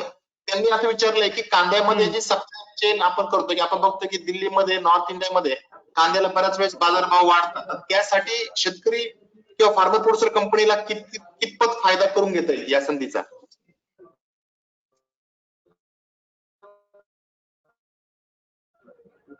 नक्कीच फायदा करता येईल याचा, कारण मी मगच म्हटलं होतं फार्मर प्रोड्युसर कंपनी हे एक स्ट्रक्चर जर असेल तर आपल्याला मार्केटिंगवर त्याचा फोकस करता येईल. कारण आपण जे काही मार्केटिंग बघतो किंवा शोधतो ते पर्टिक्युलर 1 किंवा 2च मार्केट किंवा 10 मार्केट पर्यंत पोहोचतो. पण आपल्याला आपल्या फार्मर प्रोड्युसर कंपनीला अशा ठिकाणी पोहोचणं गरजेचं आहे किंवा अशा ठिकाणी मार्केटिंग करणं गरजेचं आहे तिथं ते कांदा एकतर उत्पादित होत नाही किंवा तिथं काही व्यापारी किंवा जे काही लोक ते पोहोचले नाहीये किंवा वेगवेगळ्या व्हरायटी आहेत आपण याच्या ठिकाणी आणू शकतो. तर व्हरायट्यांमध्ये प्रोसेसिंग साठी वेगळा आहे किंवा युरोपियन मार्केटिंगसाठी वेगळा आहे, डोमेस्टिक मार्केटिंगसाठी वेगळा आहे. तर असे आपल्याला वेगवेगळ्या व्हरायटी आपल्याला पहिल्यांदा आणणं गरजेचं आहे. कारण आपल्याकडं या ठिकाणी नाशिकमध्ये आजूबाजूला जो काही कांदा उत्पादित होतो तो एकच कांदा उत्पादित होतो. तर मग आपल्याला जर आपण युरोपमध्ये एक्सपोर्ट होणारा कांदा जर या ठिकाणी आणला जो कमी तिखटपणा आहे, त्याची मागच्या वर्षी ब्राझीलची एक टीम पण आली होती. सह्याद्री फार्मर प्रोड्युसर कंपनी आणि बायरची ननमची कंपनी आहे. तर त्या ननम्स आणि ओम गायत्री प्रोड्युसर कंपनीच्या माध्यमातून काही ट्रायल पण घ्यायचं काम या ठिकाणी त्यांनी काही सीडचे सॅम्पल्स पण पाठवले. तर सॅम्पल जर बोरणारे साहेबांची इच्छा असेल तर आपण त्यांच्याच प्लॉटवर त्याची ट्रायल घेऊन त्याचं मार्केटिंग किंवा ते टिकतं किती याचा प्रयोग आपण करून त्या मार्केट पर्यंत आपल्याला पोहोचता येईल. नक्की, धन्यवाद. अजून आपल्याकडे एक प्रश्न असा आलाय की सध्या मागच्या वर्षी आपण बघितलं की कोविड-19 मध्ये लॉकडाऊन मध्ये बऱ्याचशा अडचणींना शेतकऱ्यांना सामोरं जावं लागलं. नाशिक मधील निर्यातक्षम द्राक्षाचं आणि स्थानिक बाजारपेठेत द्राक्षाचं सुद्धा प्रचंड नुकसान त्या ठिकाणी मार्केट अवेलेबल झाल्यामुळे झालं. तर आपल्या काही भविष्यातील काही प्लॅनिंग आहे की जेणेकरून डोमेस्टिक मार्केट आपल्याला कॅप्चर करता येईल? हा सर, आता आपण एक्सपोर्ट बरोबर डोमेस्टिक मार्केटचाच विचार करतोय, कारण जेवढं आपण एक्सपोर्ट मार्केटला ऑपॉर्च्युनिटी म्हणून बघतो तर तेवढीच मोठी ऑपॉर्च्युनिटी ही डोमेस्टिक मार्केटमध्ये. तर वेगवेगळ्या प्रांतांमध्ये वेगवेगळ्या स्टेटमध्ये आपण जर हे मॉडेल जसं एक्सपोर्ट करतो तसं आपलं स्वतःची मार्केटिंग जर तिथे केली तर आपल्याला हे आपलं डिस्ट्रीब्युशन चॅनल स्ट्रॉंग करता येऊ शकतं. तर टप्प्याटप्प्याने आपली फार्मर प्रोड्युसर कंपनी याच्यावरती काम करणारच आहे, कारण प्रत्येक क्रॉप मध्ये आपल्याला त्याची सायकल आणि त्याचं मार्केट डिस्ट्रीब्युशन चॅनल हा डेव्हलप करायचाच आहे.